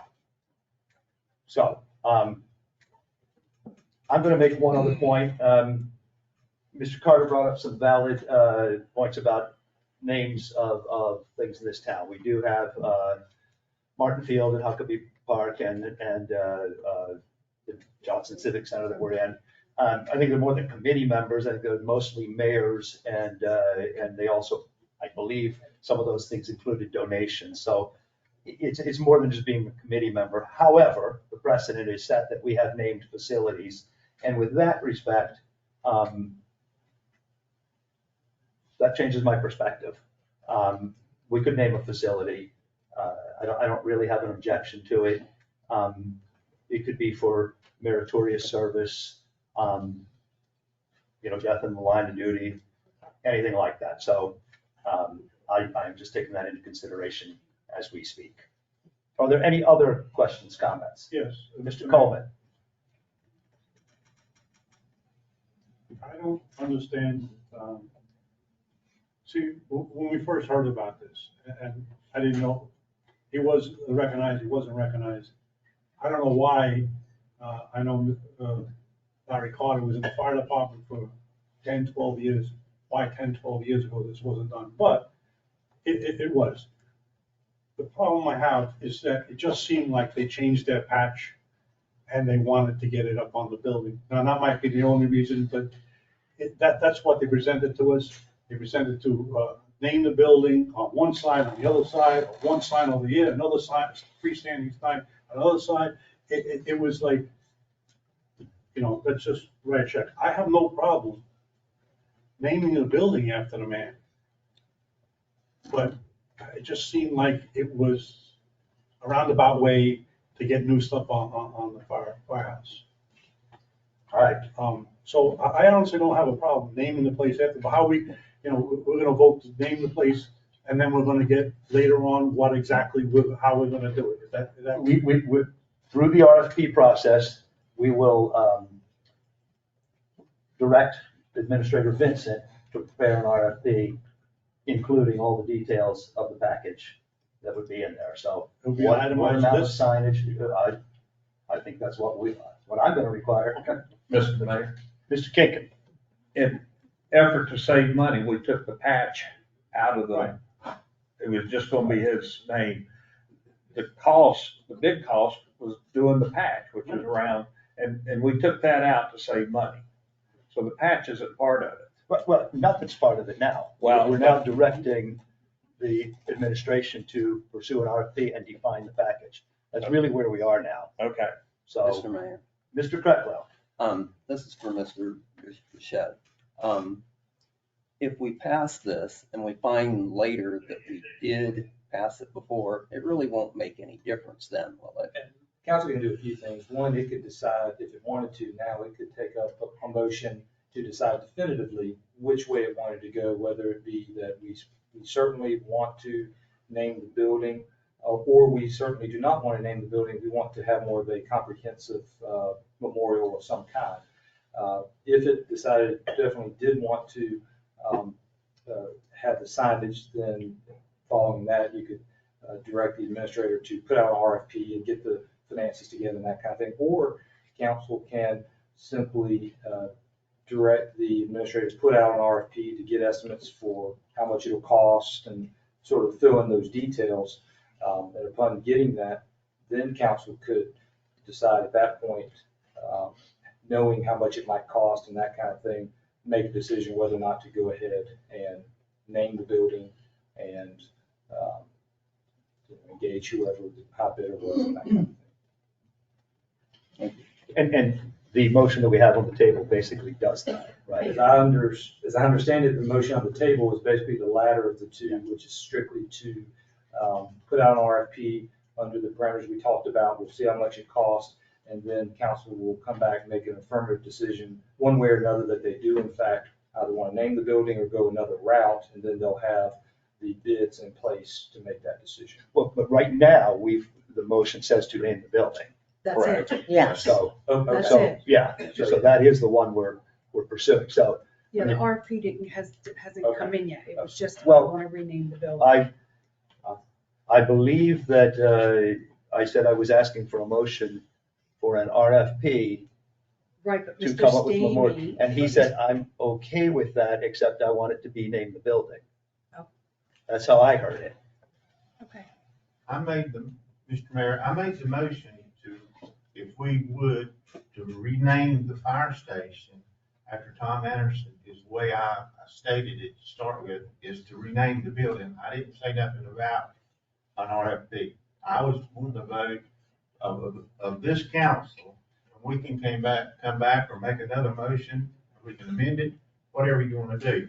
I was after us deciding whether we wanted to name that building after a fallen firefighter here of Surfside Beach.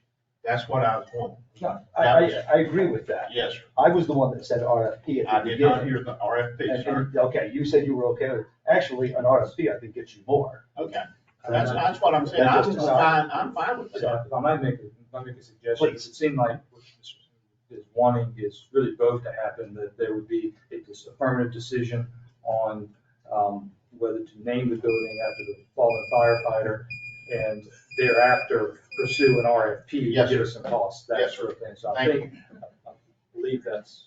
Do we need to reword the motion? Okay. Mr. Mayor, so, Ms. Shaw. so we're not even entertaining looking at costs between the two things. We're just, it's on the table now to name the building. That's it. And get an RFP. And get an RFP of what it would Which cost that to would do be. that. Mhm. And then we'll decide what to go from there. But the proposal is to include naming the building. That is the motion that's on the table. And to gather costs associated with that via RFP. All right, I think everybody's talked twice, except for Mr. Krecklau. Anything else to say? Okay. With that in mind, the debate's basically closed because we've all talked. So I'll restate the motion. It is to rename the Surfside Beach Fire Department in honor of Assistant Chief Thomas Anderson and get an RFP to gather the costs for that, which includes by definition what that is. I mean, whatever signage and whatever. So we will be discussing this again, but that's the motion. So, Ms. Medina? Ms. Fallon, No, Mr. Kinkin, Yes. Mr. Coleman, Yes. Mr. Krecklau, Yes. Mr. Stamey, Yes. Mr. Walls, Yes. Mayor Kraus. Yes, motion carries 6-1. Okay, thank you, everybody. That was a big topic. All right, let's move on now to pier stop sign, item 8C, Director Adair.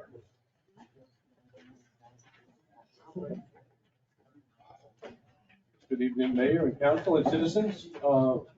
Police Chief and I were asked by the administrator to take a look at the full stop condition on Ocean Boulevard at Surfside Drive that was implemented in 2021. The background on this is in early of July 2021, the council directed staff to implement a full stop scenario for north and southbound traffic on Ocean Boulevard approaching Surfside Drive. Also, direction was given at that time to reduce the speed limit approaching those signs to 10 miles per hour. The conditions at the time were that the pier parking lot was closed and many people were crossing the street near the pier to get to and from the beach. This was accomplished along with some advanced warning signs. We installed a sidewalk across the street on the west side of the street, and advisory signage for people to use the crosswalk were installed coming out of the Oak Pond parking lot. The facts are that the action did not come as a result of an engineering study. Normally, you would obtain an engineering study before you implemented a full stop like that at a controlled intersection. It did not meet the criteria for that by having a crash history, sight distance issues, or other recognized basis for this type of control. Another fact is the pier parking lot is now in full operating mode. And the Federal Highway Administration standard is that yield and stop signs shall not be used for speed control. That's universal. Other traffic calming measures, such as the 10-mile-per-hour zone, are appropriate to calm traffic down when there's a lot of pedestrians present.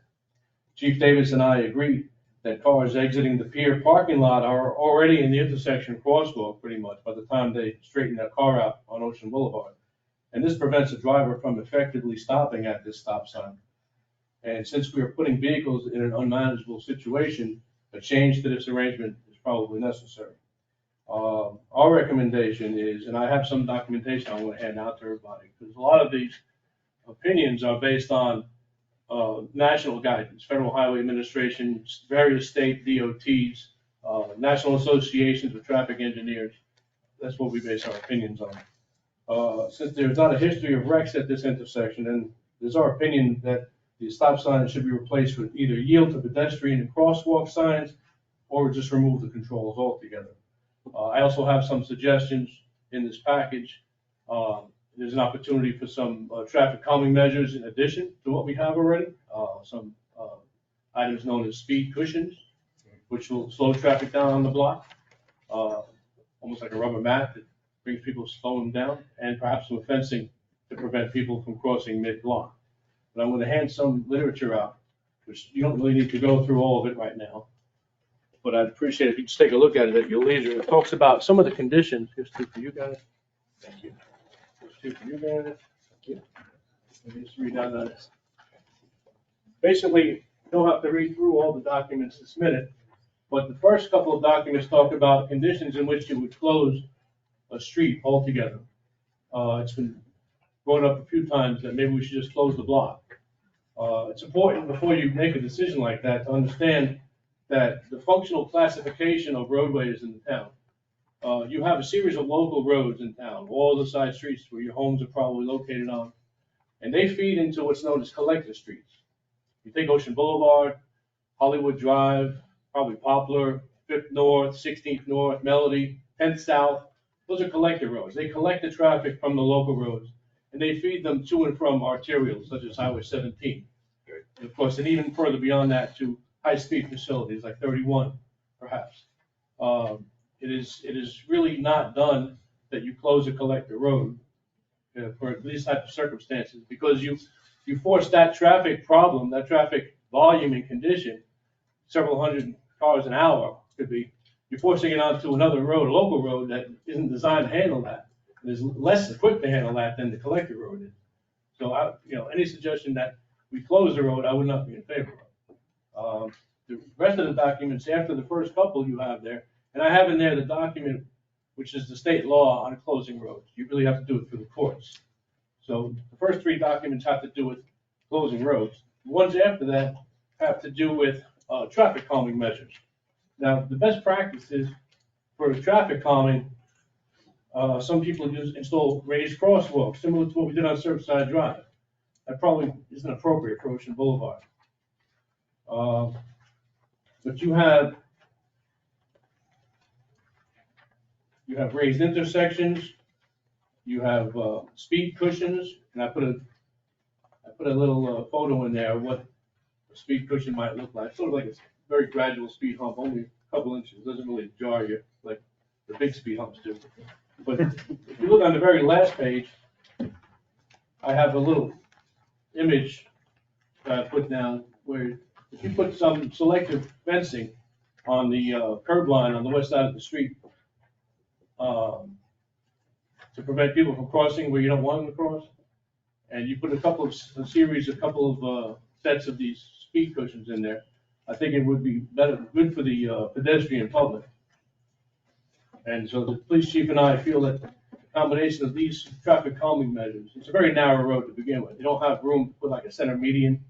Some places, if you had a little more right of way, you could put a center median in, which squeezes the traffic a little bit and slows it down. You don't really have, curb and gutter, like on Surfside Drive, we put those bubbles on the corner, coming up Surfside Drive, that's a traffic calming measure. But you don't really have a lot of options for over here. You don't really want to put, it was Mr. Coleman, or somebody suggested move the stop sign back. Possible, but you really don't want to have a mid-block crosswalk, and I have lots of guidance on this. Within 200 feet of a controlled intersection. That's 2 is the minimum. 2 to 500 feet is what's recommended before you put a mid-block crosswalk in. Because then you're making the traffic stop twice, and it confuses drivers. In fact, the southbound traffic would have to stop 3 times potentially if we did that. Because you got that crosswalk on that side of the street, another one, and then another one. One of them be removed? Yeah. All right. If you looked at my drawing, you would have saw that. Yeah. So they don't really recommend mid-block crosswalks within 200 feet of an existing controlled intersection with a stop or yield sign or even a red light. So given all this guidance, our suggestion would be to put in some more traffic calming measures if that's desired by council. You can leave the stop sign or you can replace it with a yield pedestrians and crosswalk sign. So this way you're not putting people in a position to be past the stop bar, and be in violation. Chief, do you want to elaborate at all? One of the things that we really talked seriously about, and Mr. Coleman brought it up as well, was the addition of the fencing, which I think would probably do wonders for our folks on foot, our pedestrian traffic. I mean, and John and I agree.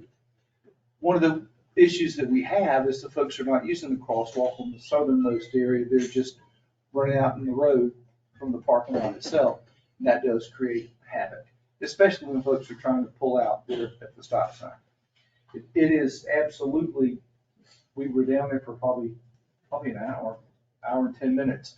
We saw several cars come out of the pier parking lot. One of the things that is for sure is by the time they pull out, they're in the crosswalk, and that is problematic. When we all agree that is problematic. I do think the fencing will help quite a bit. I do. I would like to try some calming measures. I would like to see some of the I think one's called a speed cushion. And there's some other things that we might want to look at as well. I know that there has been some talks of moving the stop sign, and I think I don't know enough about what we're talking about with as far as the state law goes in the stop sign, or what some of the guidance is as to how feasible that is. I just don't know. I rely on John for that, unfortunately. Sorry, bro. But I do believe the fencing will curb a lot of this. Not all of it, but it will help. I do have some concerns about forcing traffic off the boulevard and back into some of the other streets. The Oak Pond might not be such a big deal, but further back, the next road back could be an issue. And I do have some concerns about that, and especially in our busy season. All right, thank you, gentlemen. Mr. Mayor. I heard Mr. Kinkin first. Prior to 21, you had one stop sign, 25 mile an hour speed limits, which was dropped, I think, after we took over the, thank you. Stop. Tried to start it. Took over the boulevard. It used to be state road, now it's ours, correct? Since 2009. Okay. Yeah, okay. So prior to 21, that's what you had. Correct. Getting out of the pier was a lot harder then than it is now. I go down there because of parking. I like to ride through, and I probably go down at least 8 to 10 times, maybe 12 times a week. Now, I've never had a problem getting out. I've been fourth in line. I've been behind the bus that drops off twice. It's not been a problem. They're having to stop anyway, so they let you out. Then that car goes, the next car comes down the boulevard, the next car lets you out. And I'm not sure I don't see the problem that we're trying to correct. I think it's a huge advantage now because we've slowed the traffic down. I was there Sunday, Labor Day Sunday, having lunch. I counted 11 groups of people that walked across the street. Of those 11, and that's not including the restaurant employees. Of those 11 groups, only 2 used crosswalks. The other 9 walked right across the street. They came between the buildings, crossed right across the street. I mean, y'all saw it, I'm sure. Sunday was a busy day, but I just don't see the problem we're trying to correct. I think it's much safer now. That's why and this came through the parking committee originally, was talked about putting the stop signs in and lowering the speed limit. Not because of cars, because of pedestrians.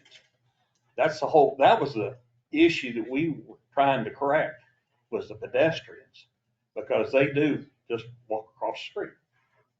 And not all of them are sober, by the way. Really?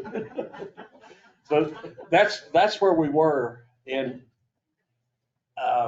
I know it's tight when you pull out and you have to stop, but of course I'm a resident, so I know I have to stop. Not everybody does stop. But again, getting the traffic slowed down, even if you hit somebody, it shouldn't kill them. But at 25 miles an hour, which is what it used to be, it was extremely dangerous. And so maybe we don't have the ultimate solution, but I really don't understand the problem you're trying to correct. Well, Mr. Mayor. Mr. Coleman? Mr. Mayor, Yes. this is a business item. Oh, yeah, okay. Sorry, you're right. We should have a motion.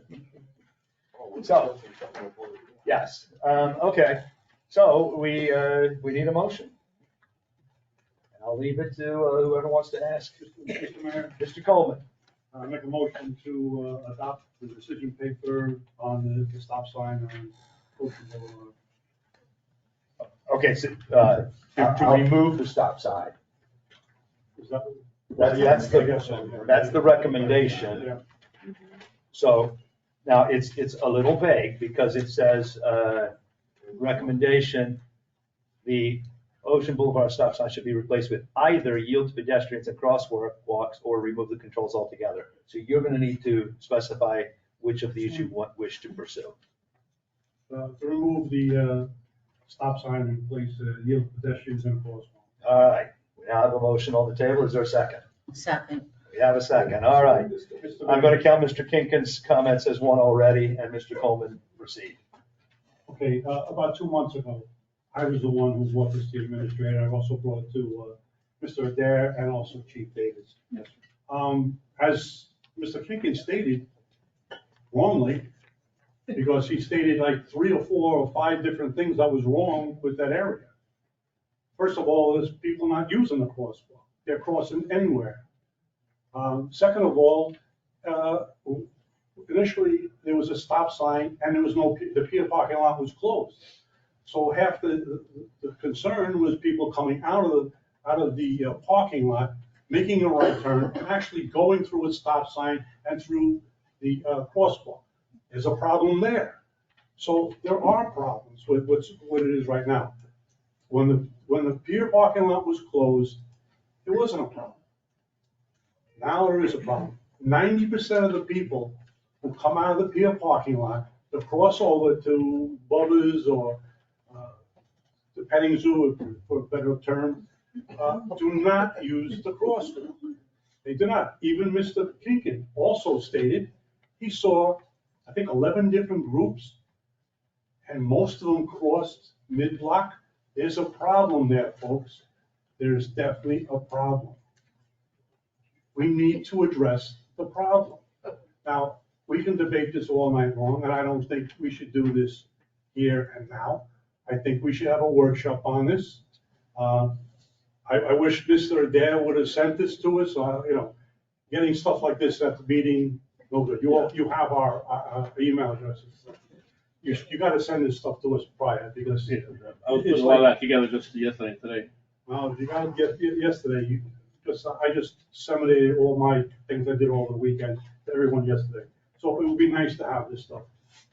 And also, in the past, when we got decision papers, used to be option 1, option 2, option 3, and what you recommend. We don't do that anymore. There's other options that are there that you could have put in there. And I don't like just taking stop signs down and just walking away from it. Like, it doesn't make sense. There is a problem there. If people aren't stopping or going slow enough, they're not gonna obey, yield pedestrians in a crosswalk. The stop sign should be there somewhere. And I didn't say to remove it, I said, we put it somewhere else. Not remove, but move. And like I said, I think we should have a workshop on this. There's a lot more things than just one stop sign. It's the position of where stop signs are. There's a position of making a turn and going. Like Mr. Kinkin said, he lives here. He knows about it. I know about it too. You make a right out of the pier parking lot and boom, there's a stop sign right there. You're gonna go through it. If you don't live here, 90% of the people are gonna go through it. And they're gonna think, oh, I've already stopped at the stop line, and that they might possibly hit somebody. And I don't wanna see anybody hit, even if it's just a bruise, a broken leg. You know, that's serious stuff, folks. So, I have a minute and 30, I'll yield it so I can move the mayor if I have to. We don't do that. You get 5 minutes, but here, I'm gonna take a turn right now. I'm gonna take some of the responsibility for this. Director Adair wrote the email to council, I think because of some of the questions. I asked the administrator, can we get this on the agenda? Can we get a decision paper on the agenda? So we probably rushed it a little bit. I do agree that we need to do something. I think the pressure's off because the season is winding down. We still have the same conditions, but we don't have the amount of traffic. I would suggest that we withdraw the motion, I guess, or just change the motion to move this to a workshop, and then we don't go through too much more debate today. Mr. Mayor? Mr. Krecklau. I'd just like to ask a question of John. Is there maybe a state traffic controller engineer that's available to ask questions just specifically like what they would suggest for this and not really have to pay somebody for a full-blown study? A traffic engineer, an engineer who did a study would take into consideration traffic counts on Ocean Boulevard, during the high season, which we don't have, because that's over now. And they would take in the traffic volumes on the surrounding local roads and pedestrian behavior and things like that. And they would make a set of recommendations to us. We could ask somebody from DOT to take a stab at it, but I don't think it'd be very useful information. Because they're going to tell you what their standard rule book says, which is kind of what I'm telling you. This is what, but for these types of conditions, all I can tell you is some things that are commonly done and some things that you really don't want to do. And that's really the position I'm in. Thank you. Mr. Mayor. Mr. Staley. I'm all for slowing that traffic down there, but I am not for putting up fences on each side. You get down Myrtle Beach right now, and look at their fences on the side of the road, it looks terrible. I think it's taken away from the town. I would be in favor of putting in the soft humps or whatever you want to put there to slow the traffic on down.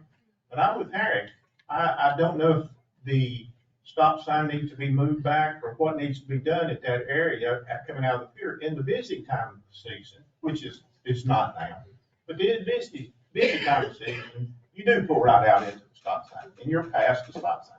So if there's some way that we could look at that and come up with a better plan than just doing away with a stop sign and put a yield sign there, a lot of people do not yield to yield signs.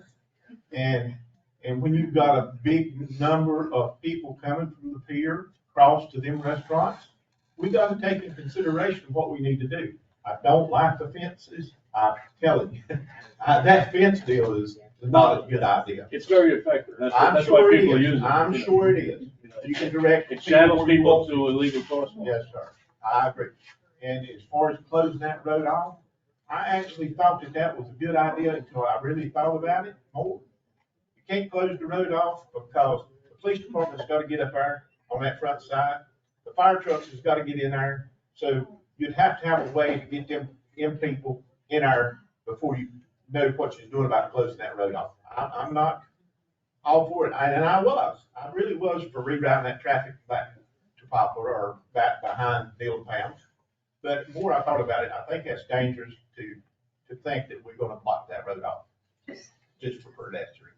So I think we need to have the workshop and look at it. Mr. Mayor, Mr. Coleman. I just want to clarify. I sent a packet of existing stop signs drawings to the council. And then I proposed to change the traffic configuration a little bit by changing the stop sign.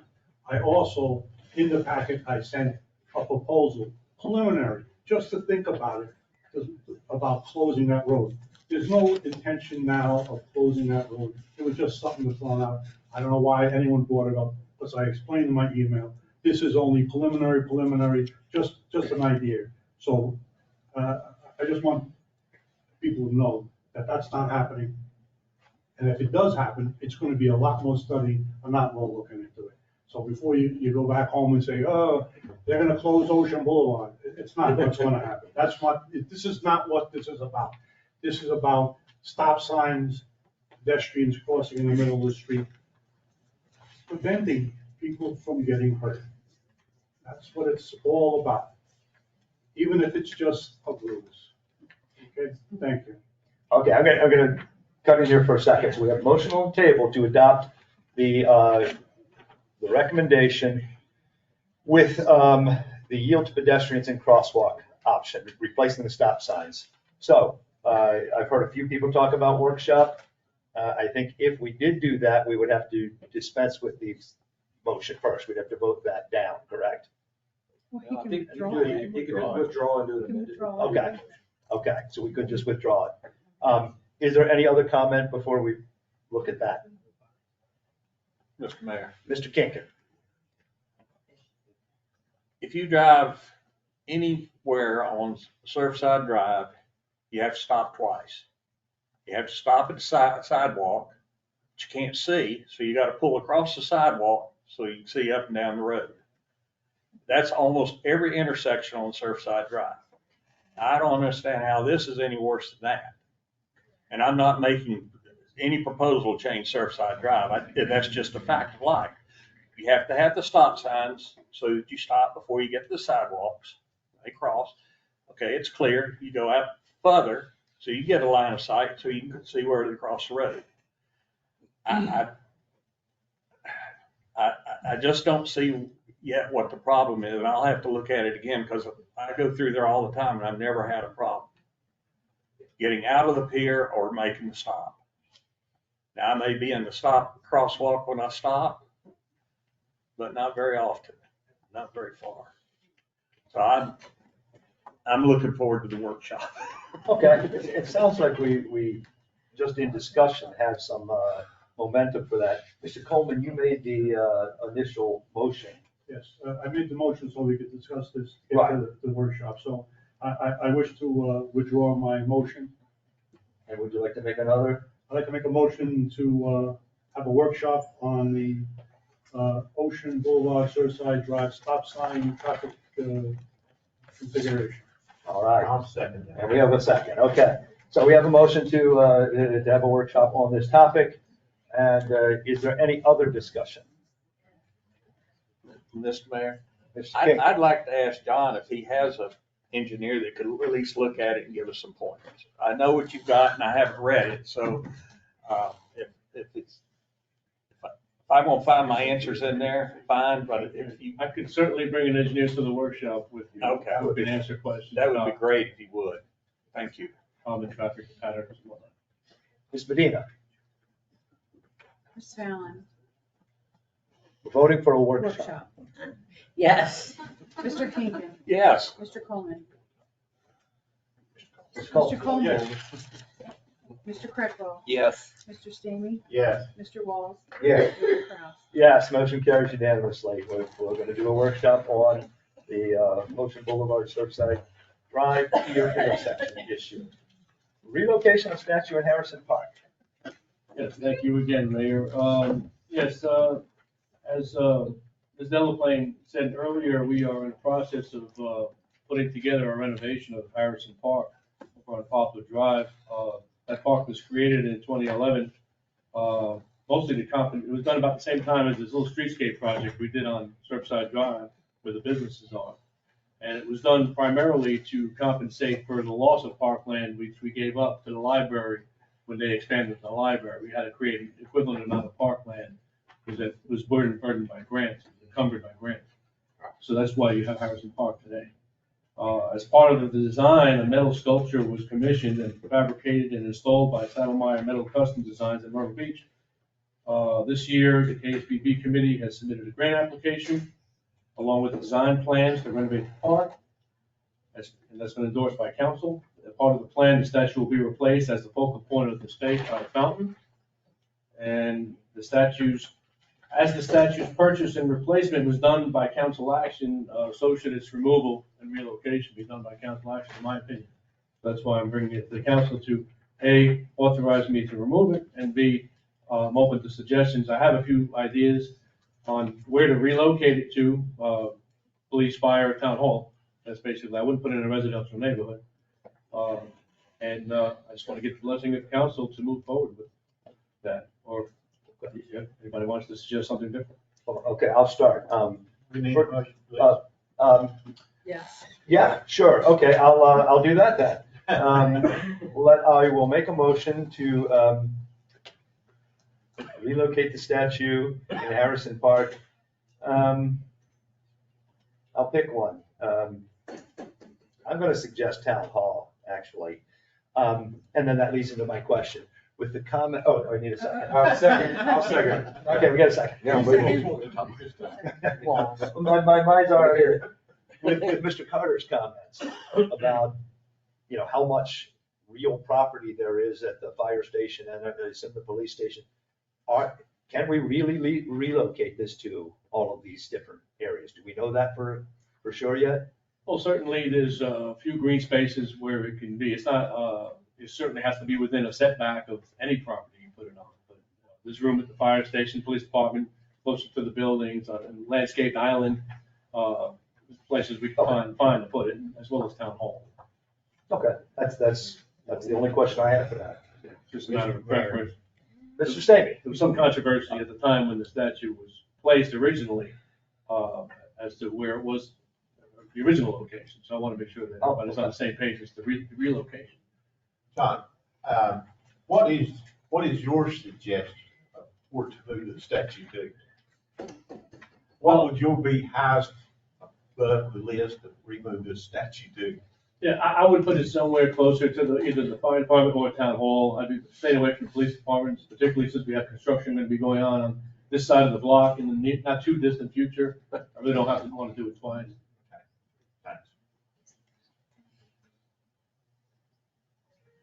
Any other comments? Yeah, Mr. Mayor, how about near a park or something like that? A different park, where it has more space. It's a big statue, that's what I'm saying. It's a big statue. And it's gonna take up a big space. So I'm looking at town hall, I'm saying, where are you gonna put it in town hall? In a landscape bed. Past Memorial Park might be an option because it is technically it's a hub for the town, but like I wouldn't put it in like a Martin Field or in a residential neighborhood. That's not the character. About the historical property over here. Art plantation. Again, another residential We're neighborhood. kind of losing. Yeah, we are. Yeah. I'm open to Mr. Coleman suggestions, has the but my feeling is probably, because if you don't care about uplighting it, because it has lights inside. If you don't care about uplighting it, I don't want to run electricity over some places where I have it accessible in other places, where I can just leave it unlit and just be a statue. We like the Christmas tree. Somehow then you've got power over it. Yeah, there is power over it. Put the Christmas tree out in the middle and light it up. Christmas time, so I know they're going. Yeah, we have a meeting, you're right, by the canal. Okay, we need to preserve order here. You've got the floor, Mr. Stamey, if you want to continue. No, that was my suggestion. I just wanted to know where you wanted to kindly relocate this thing to, because it is a big statue and it's gonna be heavy, and I hope that we, when we move it, it can stay there for another 50 years, wherever we put it. Yeah, it's very industrial looking. I think it's more appropriate for Thank you, John. my building. Any other comment? Yeah. Mr. Coleman? No place on Sandy Lane for? They call it the light industrial, you just got a light bulb. Is there any other comment? All right, we have a motion on the table to relocate the Harrison Park statue to Town Hall, probably in a landscape bed. You'd bring back a full proposal, Yeah, when I have the location picked out, I'll bring something back to council. Okay, that's the motion on the table. Is there any other comment, discussion? Ms. Medina? Mr. Walls, Yes. Mr. Stamey, Yes. Mr. Creflo, Yes. Mr. Coleman, Yes. Mr. Kinkin, Yes. Ms. Fallon, Yes. Mayor Kraus. Yes, motion carries unanimously. We'll look forward to where we could Thank get a town hall. Thank you. Me too. Good luck. All right. Surf Diner parking spaces. Mr. Bouchette, you want to just kind of give a little rundown of that discussion? Mayor, again, we kind of touched on it in our prior discussion, but really, I think Gary put this on the agenda because there may be some questions from members of council. So I really here to answer any questions more so than anything else, but essentially, just to sort of recap, a month or so ago, maybe 2 months or so ago, there were some questions that due to the delay in Surf Diner taking possession, could we utilize the spaces that have been reserved for them and rent them to the public until they actually took possession. And after looking at it, I said I felt that that was something that we could do. And that's still my reading of the lease. Paragraph 28 talks about that they'll be provided. I don't know how you can presume that you are entitled to parking spaces when your amended lease term has not yet commenced on the first page. So that's sort of the logic I'm applying to it. He may, if I say he, the tenant may view that differently, but that's the position we've taken up to this point. Obviously, there was some discussion earlier about what kind of leverage we might have in trying to get a resolution in this thing. There's kind of like what we talked about earlier, there's a number of different options.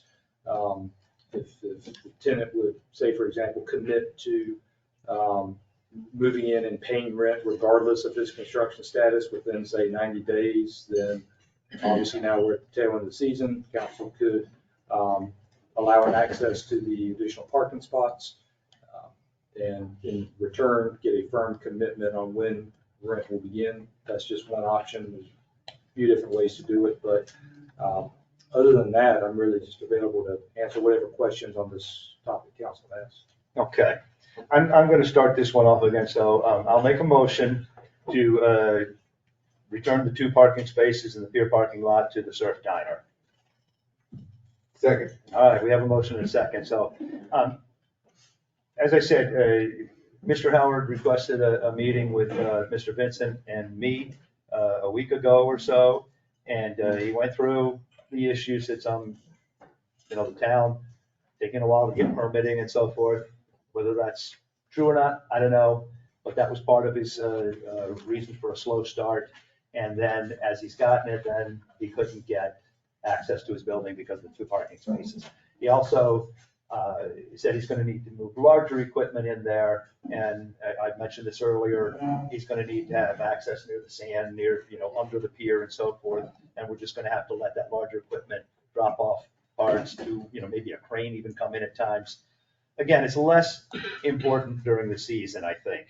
I'll also add that he said he's got a lawsuit ready I tend to agree with you. I am not an attorney, but I don't know how he can be entitled to 2 spaces when he's not paying rent, but he's sure that he is, but. And in that scenario, I think there was a question earlier about could some of these other claims be raised about money expended in good faith and in reliance, that kind of stuff. Obviously, if he was to initiate an action, compel the town to respond to an action related to these parking spaces, then at that point, we raise those other issues and bring it back and raise those as counterclaims. Again, in most cases, you might have a situation where a tenant is already in the building, maybe they're abandoned, maybe they owe the town back rent. Then the question is, does it make sense to try to pursue them for money? This is the case where, you're sort of already tied to somebody, and it would seem to make the most business sense to go ahead and get him in there and get him paying rent if a reasonable adjustment can be made, particularly in the next couple of months. But I'm pretty firm in my position on the parking spaces, but I agree with the mayor that it just makes practical sense to allow him access to those at this time of year, especially, and I would emphasize that I would try to get a commitment of either a time period in which it'll either be completed or when rent will commence, irrespective of this completion date. We can memorialize that with a very simple addendum that incorporates all of these things we're talking about. That's what I would suggest. Okay, well, and continuing our discussion, I said basically, okay, that's all past history. What do we need to do now to get you in here and open? And he said, those spaces, let them get in, get the equipment in. And I said, when? And the estimate was 4 to 6 months plus a month to train employees. So that puts us at, I think, about March 1st-ish issue. So I guess I'm already going to amend my own motion to say I'd like to return those 2 parking spaces with the caveat that we need to get an agreement, an addendum, as you suggested, to have an opening date, a firm opening date. And that's my. Yeah, I will second the amended. I like that. Yeah. All right. Yeah. So, any discussion? Ms. Shaw. With that, first of all, I want to state this. The parking spaces are employees' parking spaces. I have a hard time wrapping my head around your business is not open, but you need employees parking. But that's a side thing. My main thing here, this addendum, okay, you're saying, yes, we will give this back, give you 2 spaces, as long as we can get an opening date. What happens when he doesn't meet that date? Then what? Then we give him 3 parking spaces and another month to open? I don't know when this stops. Well, to get to your point, presumably in the addendum, what would happen would be there's really only 2 items. There is the item in which the town is saying that as a result of this dispute, we're allowing you access to the 2 parking spaces. In the lease, they're not specifically outlined for employees, but it's presumably that was the purpose for it. But we're allowing you the 2 parking spaces, and in exchange for that concession, then you are committing that as of whatever the appropriate date is, that rent will commence at that point, and that is the consideration that's being exchanged. In your question about what happens in terms of the breach, 2 things. One, there's language in the existing lease, but we could add to that, which would say you're in breach, which means the town could essentially evict you and find somebody else, could initiate proceedings for back rent, all the other options that you have at your disposal under the breach of any commercial lease. And I think those options are including the existing contract, but yeah, would certainly make sense. The other deal too is that this existing lease does have a personal guarantee of the tenant, which would allow you to pursue collection of rent from the individual guarantors. kind of long way of saying those are the remedies if there's a breach. Mr. Mayor, Mr. Walls. I just, here, I have a question as to what, already we've established a history of take. Okay. What leads us to believe that he's even going to sign an addendum when he's got the most sweetheart lease I've ever seen in my life? Why would he sign an addendum that starts to actually mean something for the town? Well, I think twofold. One, if no action is taken, then the restaurant's not open and operating.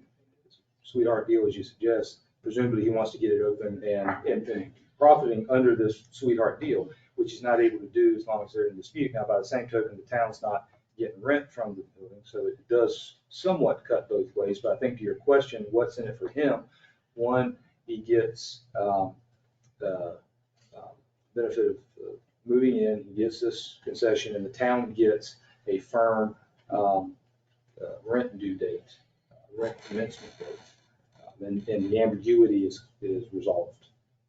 Exactly. Having negotiated hundreds of contracts, I just kind of wanted to hear what your perception is of our leverage when sitting down with him with this. Yeah, because I think, from the town's perspective is, town needs to get somebody in there. Again, that's different than a lot of times you're trying to deal with these things when somebody's already in the building. You're Right. trying to get them out to deal with it. But in that case, town needs to get somebody in there. As a practical matter, we'd have a difficult time if we were to take a position that, look, he's acting in bad faith, he's breached the lease, therefore you're out, we're gonna get somebody else. That position would probably tie up the ability to lease up that space later on.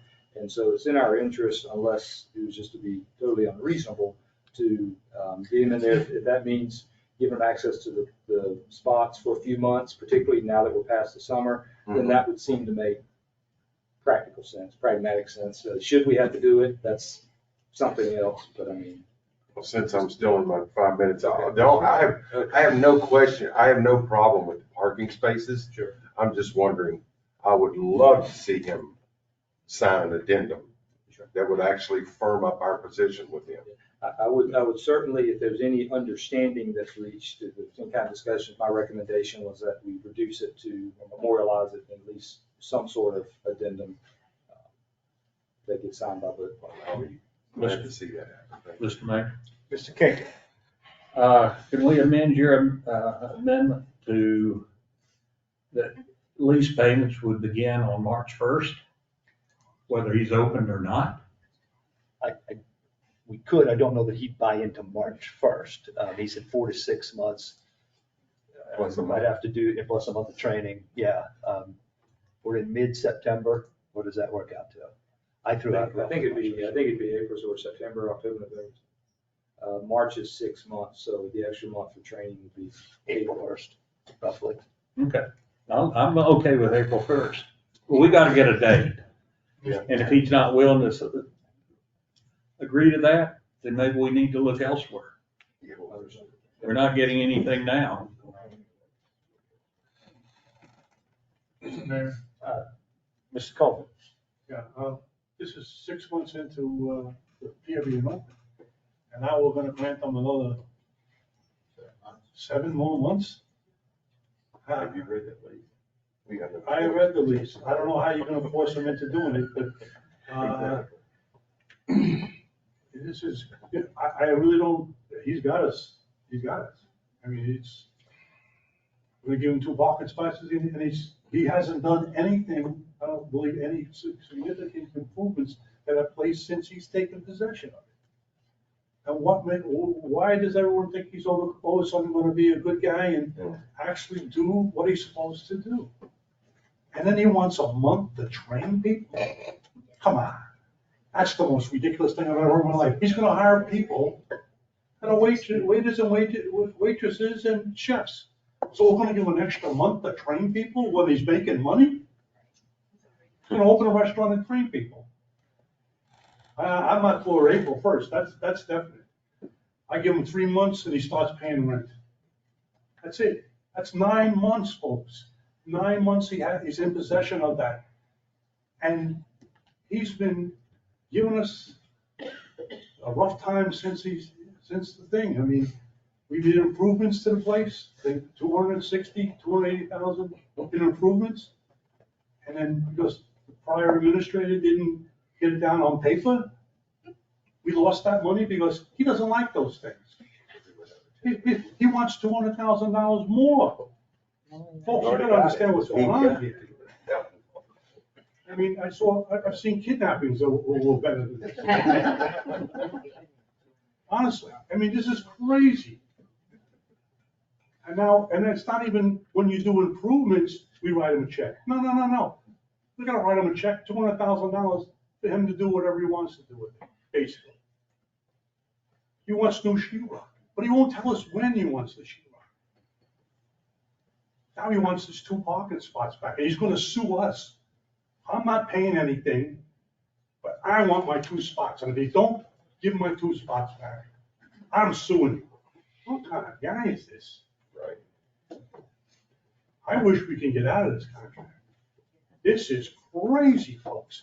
And if you follow this from the beginning, he wouldn't get off the pier for us to tear it down.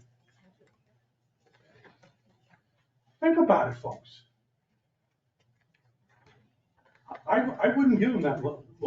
If you can get him to sign an addendum, you got 3 months, then you stop paying him. That is fair. That is more than fair. That's 9 months into this. By playing nice guy, it has gotten us nowhere. Nowhere. It's and a sweetheart deal. You know what the crazy thing is? October 2020, they had a special, a regular meeting, and in the regular meeting, they had a public hearing. And someone council wanted the people to know what was going on in this contract. And I don't even think the people who wanted, the people who know what was in the contract really knew what was in the contract. Because I don't think they would even want for this. And someone on the council said, no. We're not telling them. We're not gonna tell the people what's in the contract. If you don't believe me, it's right here in the minutes. And then the next meeting, the same thing. There was people asking, and even Mr. Stamey spoke up and said, this is crazy. The same people said, no, we're not gonna tell the people what this contract's about. It's a good contract. It's a good contract. I've had enough of it. And I've been, I even spoke at the meeting about this 4 years ago. Almost 4 years ago. I don't think we should play softball with this guy anymore. I'm sorry. It hasn't done anything for us. Okay, I'm going to comment again. I don't disagree with basically all of those points. Problem is, we have zero leverage. I think the writing was on the wall that when we opened the pier in March, there was no way that building was going to open in time for this season. And I don't think there was ever an intention to open for this season. He doesn't gain anything by just dragging this out endlessly. I mean, he is paying contractors and all that, so he's going to want to get open at some point. He's going to want to open for next season. I think if you try to drive anything in 3 months or 4 months or 5 months, he's going to say no. So I think the 7 months, April 1st kind of date for next season is the best we're going to get. And we have to take it. I don't see how there's any other way to do it. Yeah, we have zero leverage. So, I mean, I'm frustrated with it too, but I don't see by taking a harder line how we come out further ahead. We need to get him out there, need to get him open, need to start collecting rent, need to start collecting H-tax dollars. And that's only going to happen when he's open. And yeah, it's not going to open until next season. I'm sure of it. Mr. Mayor. Mr. Stamey, he hasn't spoken yet. Listen, I'm like Harry. This is dragged on forever. I've been on this council for a while, and I've complained about this all along. I don't think we would have given a day long, but I will consider if we can work out some kind of deal with these 2 parking spots, of 3 months. And after 3 months, if he's not open or getting closed, he starts paying part of the rent. It's something back to the town that we've been holding on to, that we paid for a damn building, for a building out there, that he's just got us bent over a rock and said, I'm gonna do this is exactly what I want to do. And this is the first time I ever met this man.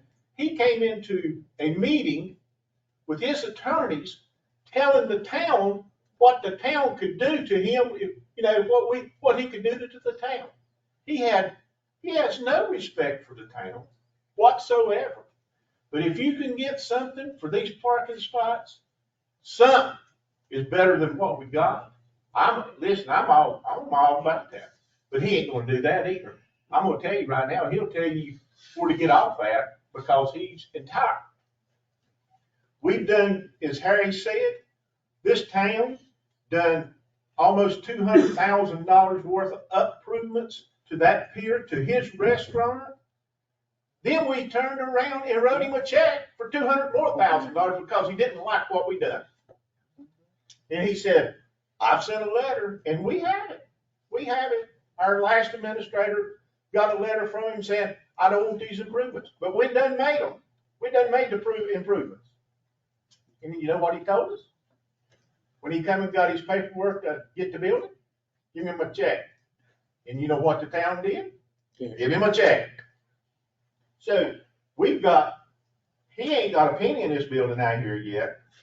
The town's got about $480,000 for him to open that building. So I'm not forgiving him nothing if we can get by with it. If you can go find a loophole, I'll be proud of it. That's what I think about it. Mr. Mayor. Mr. Kinkin. As far as 30 days training, if he needs to train, he's got a restaurant right across the street. He can train right there. He does not need to train in that restaurant. He can use the barn, which is his restaurant, and do all the training he wants. So that 30 days goes out the window. Mr. Mayor, suggestions. There's a number of different, it's tough to have one motion on the table when we got different deals. There's a few things we can do. One, I could work with Gary. We could come up with a proposal that takes into account, obviously, the views of the council members and present that proposal to council sort of in totality to vote up or down, which may be easier than these are the type of things normally we do in executive session, but I understand on this particular one, I wanted it not an executive session, but to avoid the sort of negotiating against ourselves, for lack of a better term, in public like this, it might just be best to let either Jerry and or myself come to at least even a tentative agreement, taking into account the positions you all have made clear here today, and present that in totality to council to vote up or down. In that case, would you suggest I withdraw the motion completely? If you think that's if that's the route you'd like to go, then yeah, withdraw that motion, and then let us do that, and we'll bring it back. The motion will just be to vote on the lease. Okay. I guess I want to think this through. If I withdraw the motion, I still think most of us have expressed some degree of agreement of giving back the parking spaces. I don't see how there's a lawsuit for that, but he said he's ready. He thinks he's got it, and we'd still have charges with that. The only reason why I say this, the other option would be to say that the proposal on the table is to offer Mr. Howard the use of the 2 parking spaces so long as he agrees that rent commences on 90 days or 7 months, or whenever it's agreed. And then that way, I mean, that's a pretty tight parameter. That's what's agreed to. And then we can make that offer to him. If he accepts, then we'll draw it up. If not, then otherwise. But the only reason why I talked about withdrawing it was there seemed to be a number of different options and varying positions and kind of amendments going on. But if everyone's kind of in agreement that that basic framework is the direction we want to go, then the motion to offer the two parking spaces so long as it comes with a firm commencement, rent commencement date not to exceed 7 months or 6 months or whatever. Right, because I mean, there's no reason for him to agree to 3 months. I mean, we can rant and rave all we want, it's just not gonna happen. So, You know, at the end of the day, the town would look at, you know, because remember too, part of the rent component is, I believe there's a sales portion that deals with sales from the restaurant. So the season's less, the amount being lost during the next 6-7 months is obviously less. Like you say, no matter which way you slice it, even if you give them 3 months, you've effectively lost most of the off-season anyway. And so my view is if it's a difference between 3 months versus 6 months or 7 months, if that ensures that the town has rent being paid coming into the spring season, certainly into the summer season, then, you know, from a business choice, that would seem to make a lot of sense to me. okay. So the motion on the table right now is to return the parking spaces to Surf Diner Control with an addendum that we get an agreed upon opening date. We can put, that we didn't say that yet. My understanding originally, Mr. Mayor, was that we would provide him access to the 2 parking spaces immediately, so long as he committed to a rent commencement date no later than April 1st. Well, we didn't have April 1st at the time I made the motion. Okay. So now I'm suggesting that I'll amend my motion one more time. Okay. And put April 1st in there. Okay. And now do I get a second? Is that? I'll second. All right, we got a second. Now, Okay, is that for rent to begin April 1st? yes. Okay. And if he opens January 1st, that's fine. You know what? Yeah. Okay. I mean, That's the way the motion, you know what? I know, but you probably Yeah. want to open I April don't think he- yeah. Okay, so we now have a motion on the table. We have a second to return the 2 parking spaces to Surf Diner Control with the agreement that he signs an addendum that he will begin paying rent April 1st. On or before April. On or before, yeah, well. Right. There you go. Okay, sure, on or before. That's right. So, well, okay, I guess we could say on or before April 1st. With certificate of occupancy. Well, the commencement date's already referred in the existing lease, so I think we would simply Okay. address that the commencement date, which triggers the payment of rent, being on or before. Okay. April 1st. Okay, by the commencement, on or before a commencement date of April 1st. Okay, and that's already in the agreement, so I think that motion still stands. I don't think we need to reword it again. Is there any other discussion on this topic? Ms. Medina? Ms. Fallon, Yes. Mr. Kinkin, Yes. Mr. Coleman, No. Mr. Kreckler, Yes. Mr. Stamey, No, Mr. Walls, Yes. Mayor Kraus. Yes, motion carries 5-2. Thank you. All right. Item F, moratorium, planning commission supporting amendment. Well, I'm not gonna read the whole thing. Director Garrison, please.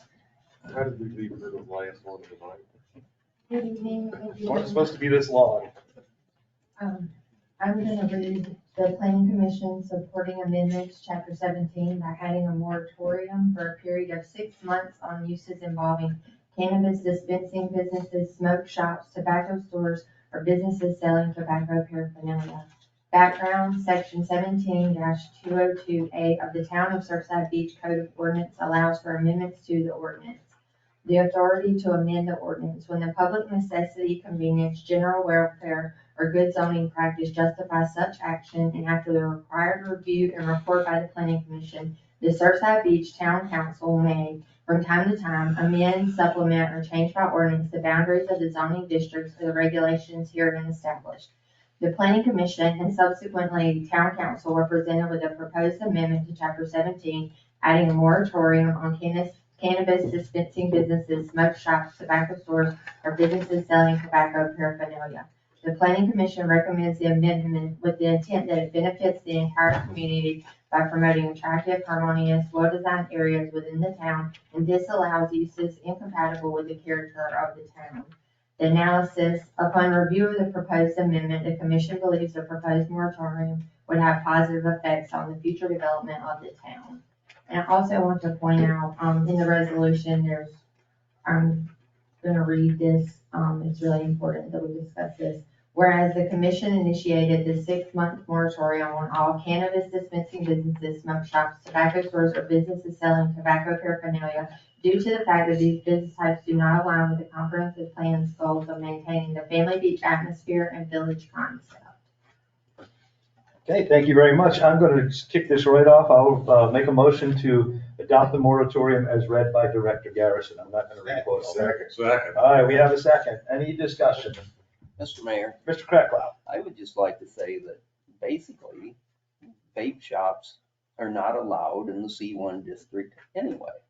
So why do we even really need a moratorium? That's just my question. I don't know. If we need the moratorium, I'm for it. But I don't know why, since they're not allowed, why are we even saying they're not allowed again for 6 months? They're not allowed, but we did set a precedence in 2022 where we did allow a vape shop, and that precedence is what has allowed for other stores to open. And that's kind of where we are today. We need some type of language on the books to regulate them if they're going to find loopholes to be allowed. Understandable, my question. Thank you. Any other discussion? Well, the substance, Mr. Kinkin. the last two we've allowed it, there's actually supposed to be convenience stores, Convenience store, yes, sir. and they're not. I know the last one was the one. Okay. Yes, sir. Mr. Mayor, Ms. Shaw. you say on the last one, and it says, it's supposed to be a convenience store, but the sign just went up, I think, in the last 2 weeks. Their sign, it says nothing about a convenience store. Nothing. It's just a name. So I'm just putting that out there that, going there, it's not a convenience store. They can say it's a convenience store. It is not a convenience store. So, I'm for this, to put a stop or slow it down until we get our ducks in order. But to me, that last one, it's not in their sign, so how can they get away with it? Mr. Mayor, Mr. Walls. I just wondered, can code enforcement go in there? Isn't there a stipulation on the volume Yes, sir. percentage of inventory? If we have, complaint, we can send code enforcement in, yes, sir. Complaint. Okay, yes, sir. No, I'm kidding. I'm kidding though, but Yes, sir. don't we have that leverage if Yes, they're, sir. what is it, 51% 5149, yes. vape? Then they It's are in only breach. vape, yes, sir. Okay, thank you. But I was for this. Any other discussion? Should we actually put a date? Mr. Kinkin. Excuse me, Mr. Mayor, should we put a date? 6 months. It says 6 months. 6 months from Yes. when we have a second reading, or from this reading? Second. No. Yeah, it'd be a second. Yeah, from when we enacted it, yeah. So, Okay.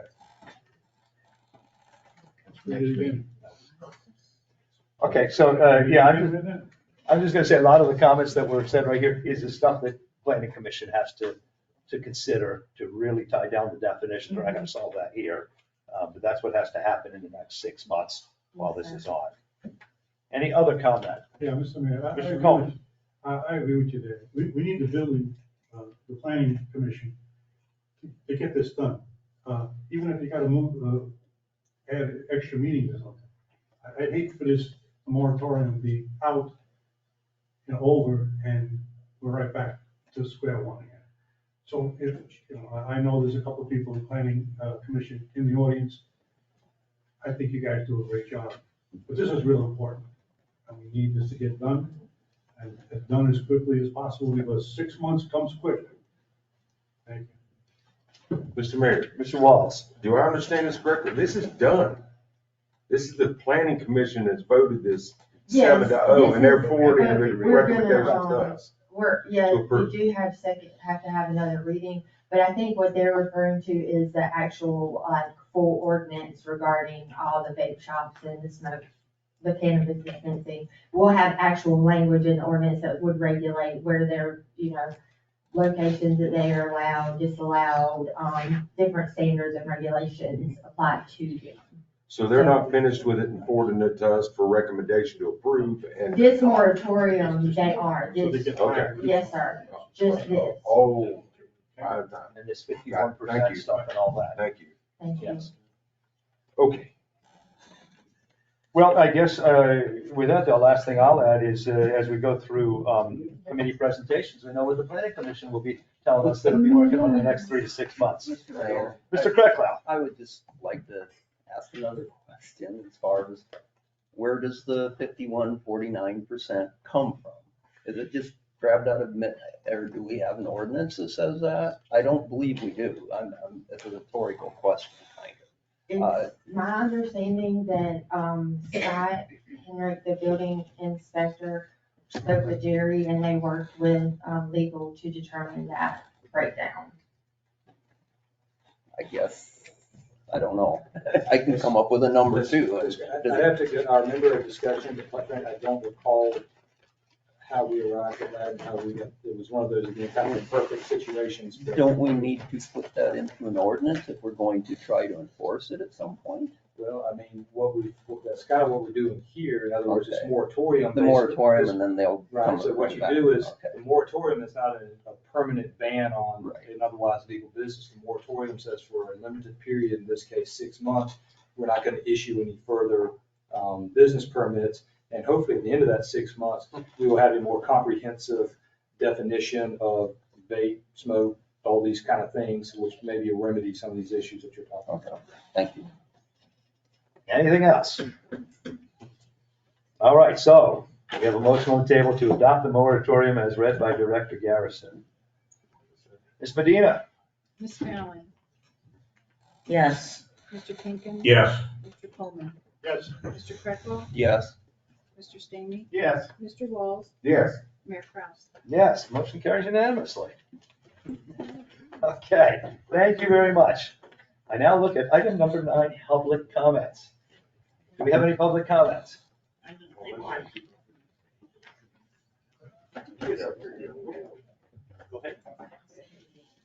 Gary White, 315B, Lakeside Drive. I'm just curious, because I'm listening to the pier, and maybe I should know this, but I don't know. I go on the pier, a big empty space in front of the surf factory. Do they own that?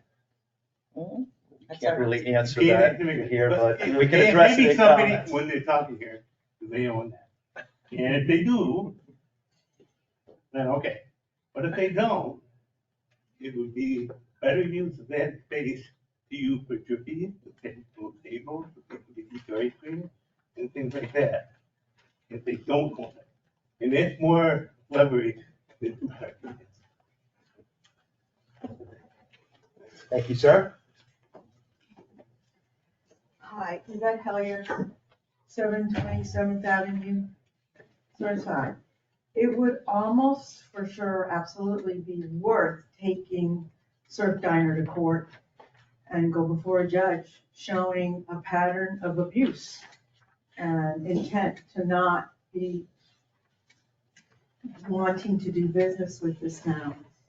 They held on to their business, continuing to work their restaurant while FEMA was doing the assessment on preparing a grant at 10 million, and then waited till almost the last minute where the town was threatened to losing their grant and forcing the town to sign an agreement with them. So that's a pattern, that started the pattern. They've always been antagonistic. They've always threatened to sue. Mr. Howard is an elected official, and he's abused his power to suing the town with whenever he didn't get his way. We have a 30-year lease with them, take them to court. Why would we want to live with somebody like that for the next 30 years? If we only need to go to court for 9 months, it would be worth it. Then we would be out of it. But that was basically a vanilla box lease. And we've now chunked over $400,000 for their decorations and internal building. So that's robbery. That's extortion. So that's almost worth going to court over. That's not fair. And 9 months and there's been not a penny. So if the parking spaces are not part of the lease, why should they have them? And waiting 6 months? No. 3 months is still too long. 3 weeks, that's enough. Thank you. Any other public comments? Okay. We're now going to move on to council comments. So I am going to start, Mr. Krecklau, go ahead. Well, I have been on this council going on 3 years, and in case no one's ever noticed, I don't have much to say at the end of our council meetings. Starting with tonight's meeting, that will change. Unfortunately, I know everyone wants to get out of here, but I want to start with saying that when you don't hear complaints about the police, the fire marshal, code enforcement, and/or any other entities in government that is tasked with enforcing ordinances and regulations, is not always a good thing. If codes and ordinances are not being enforced, then no one complains until the actions being done affect them personally or financially. When enforcement personnel do their job correctly, you will have complaints because people don't like being told what to do. People will ask why they can't do exactly what they want. And that's just a problem, in my opinion. Enforcement jobs are not the job for a person that wants to be thanked for making someone spend more money to do the job correctly. They just need to ask that it be done correctly. But the laws and ordinances need to be uniformly enforced, and the people doing the enforcement need to know the federal, state, and local laws in order to do such. Tonight's subject is our town's PB&Z. I'm not really picking on them. I hope they don't take it that way. It's meant as just my observations. Our town currently receives a 15% discount for flood insurance, which is a CRS rating of 7. This rating used to be a 5 or a 25% discount, so we actually are going backwards. And the town's web pages still advertise that we have a 5. That needs to be changed. There has been unauthorized building renovations, meaning either no permit was issued or a permit was issued when it should not have been issued. A lot of the town's ordinances that were put into place to ensure continuation of our CRS discount have either been ignored and/or the staff don't know the ordinances exist. Some of the items that, as examples, are substantial improvement worksheets. They need to be done anytime a person does improvements to anyone anywhere in the flood district. A tree inventory and a review before clear cutting a building site. Just recently, I went by a building site. They completely clear cut it. I don't know if there was ever a tree inventory done and they were told which ones to cut or not, but they cut them all down. Not having an application submitted to the DHEC OCRM for plans for building on the beachfront. I don't know if that's been followed. If it hasn't been, it really needs to be, because that's not just our laws, it's state law. And if the town does not change the ignorance or disregard of local, state, and federal laws that regulate our building and improvements soon, this town will no longer be allowed to participate in the CRS program. I truly hope this does not happen, and I believe that the PB&Z staff are up to the task to ensure that this does not happen. I just would hate to see that happen, and I'm basically saying this to put it on the record that if something isn't done, I truly believe that that will happen. Thanks for coming, and see you in 2 weeks. Good night. Thank you. Mr. Walls. Thank everybody for coming out and tuning in. And please keep giving us your feedback on the issues that you're seeing on our agendas or things that are coming to your mind. I enjoy that people stop by the house and visit with me. And let me know their perspective. I am an elected official, and that's what I want. So keep it up, and we'll see you in a couple of weeks. Thank you. Mr. Coleman. Thank you. Thanks for the people still here. It's been a long meeting, we thought it was gonna be. With the pier thing, even though they're two spot back, it's not gonna make them go on fast. He's only gonna, he told you when he wants to open up, and you just said, okay, we'll give you parking spots back, because you said you're gonna open up in 7 months. It's gonna open up in March or April, because that's when the season starts. He couldn't care about that. He's just put leverage on you, but there was no reason to give him anything. We have given him right from the beginning. This has been a long, long time. I understand that others on here want to see it done. It's gonna get done. It's gonna get done in March or April, because that's when he can make his money. When the pier opened, I said this is what was gonna happen. I said he's not gonna open this season, and he sure as heck ain't gonna open all season. He's gonna open up the next season. Because that's what business is on. I wanna make the most money. I wish the prior council 4 years ago did not do this. I wish you all would go home and read the special meeting minutes from October 20th, 2020, and the regular meeting minutes of October 13th, 2020, and see who the players are who put us here. Not good, folks. Not good at all. Thank you. Thank you very much, Mr. Coleman. Mr. Kinkin. First, I want to thank everybody for being here, and I hope there are a lot of people tuned in. I want to remind everybody, we have, I think it's Celebrate Surfside this weekend, and tomorrow they're doing a celebration or memorial of 9/11, running up and down the stairs. God bless you. That's all I can say. I'll be lucky to walk up once. I want to thank Mrs. Garrison and Mr. Adair, Chief Nelson for the presentations. Jared, I want to thank you for all your legal advice. I don't think we always take it, but it's good to at least we got it.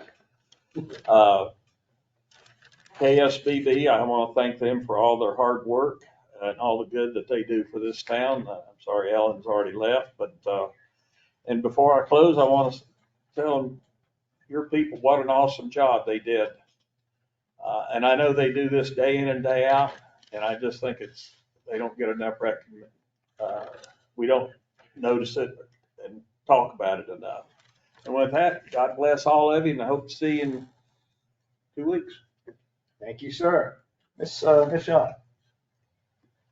I want a special shout out to the fire chief, the police chief.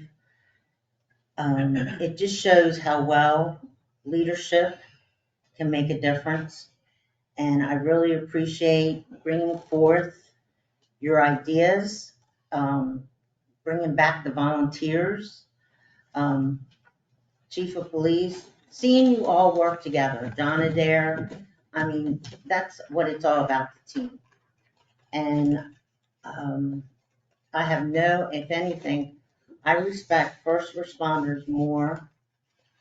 And I don't want anyone to walk away from this meeting thinking, just because I don't want a particular name on our building. We will have another. It's not if, it's when. Especially when you look at 9/11. You know, they had a little bit over 3,000 people. Some people argue that number that passed away. And they have a memorial for that. But guess what? Firemen, police officers, especially in New York City, are dying every day from 9/11 with cancer. where are their names? Okay, you gotta think outside this box a little bit. I do not want to take anything away from the families. That's why I think the memorial park, but just think about that when you go home. There's over 3,000 people that went to bed and they didn't make it to 10 o'clock the next day.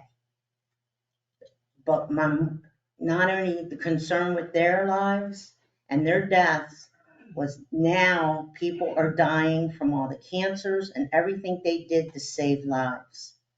So you have to look at a bigger picture. The stop signs, I just got a message. My daughter was concerned that maybe one of us was in an accident.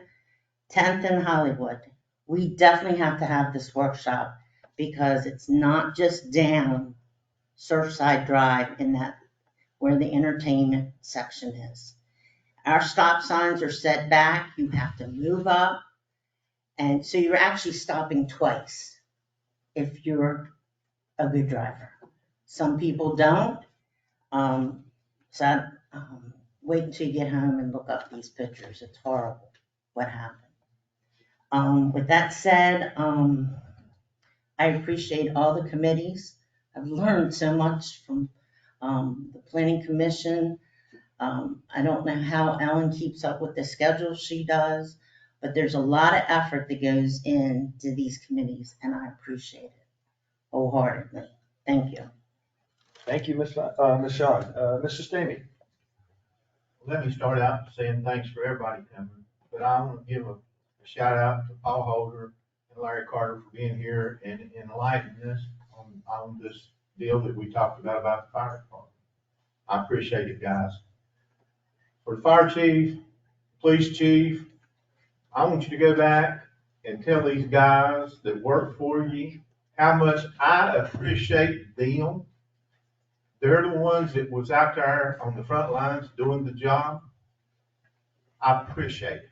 I thank them with the bottom of my heart. I am glad that they were somebody that got to go home because of our crews here in town, the police department and the fire department. I don't know that you guys, chief was out there, either one of you chiefs was out there, but the people who work for our town is the people that you should respect. Them's the people, it's just like working people. They're the ones that's out there doing the job. And I thank you ever so much. John, you do a great job for this town. And I want you to know you do a good job. And I want everybody else to know that you do a good job. Ellen, with the KSB, they do a great job, but they're not the only committee in town, y'all, that does great work. They do great work, but there are other committees that do work hard to get things brought to this council to help this town move forward. And for this Peter, listen, I want to do anything we can do to get Howard in there, running his business, making millions of dollars. I'd be happy for him, but he needs to be paying the town. He's got a lease with the town and he's got us over a barrel and he knows it. And he ain't gonna lighten up. When you go to tell him that you holding these parking spots, he ain't gonna do nothing but laugh at you. I'm gonna know what I'm trying to do. With saying that, y'all, have a good night and see you next week, or 2 weeks. Thanks. All right, I'm gonna wrap this up. Thank you, Mr. Stamey. I want to thank everybody for coming. We had a good crowd, not so much anymore, but I understand that. We do have a debate in about 7-8 minutes. I would encourage everybody to watch that. And think about the Constitution as you watch that. There won't be much talk about it, I'm sure, on either side, but keep it in mind. I have not forgotten Mr. White's point. That is part of the Surfdiner lease. That is, yes, that is part of the lease. I just want to also go, Surfdiner, we kind of hashed it out to death. We have no leverage really. And, if we tried to go on the offensive, we'd spend a lot of money and I just don't think we'd get anywhere. So I think it's time to put it all behind us, get him open and just start making money and we can share our little bit of that. I did attend a luncheon today, Horry County with Chief Nelson and our former Deputy Chief Carter was there too. Very moving and very fitting as we are moving in on 9/11 tomorrow. And we always need to remember that. No, don't forget what that was. I mean, when everything in human nature tells you to get out of here and you see the other people going in there, that tells you something. I will be at the stair climb tomorrow. I'm going to do 28 flights. I don't know how long it'll take, but I'm going to do it. And those that can't do it, that's fine. Come and support the guys. Come, show your face, cheer them on, whatever. I'm sure we're going to have a lot of our public safety personnel there. And the last thing, somebody mentioned the Celebrate Surfside. You have an excellent opportunity to take out any grudges. The first 4 dunk tank people are sitting here. It's all the new people. So if you want to wipe us all out in about a good hour and 20 minutes, take your best shot, and you'll have every opportunity to do so. So with that, I'm going to wrap it up, say thanks to everybody, and we'll see you in a couple of weeks. I will entertain you. I don't even need to go ahead. I make a move that we adjourn this meeting. Second. All in favor? Aye. Opposed? Motion carried. Meeting adjourned.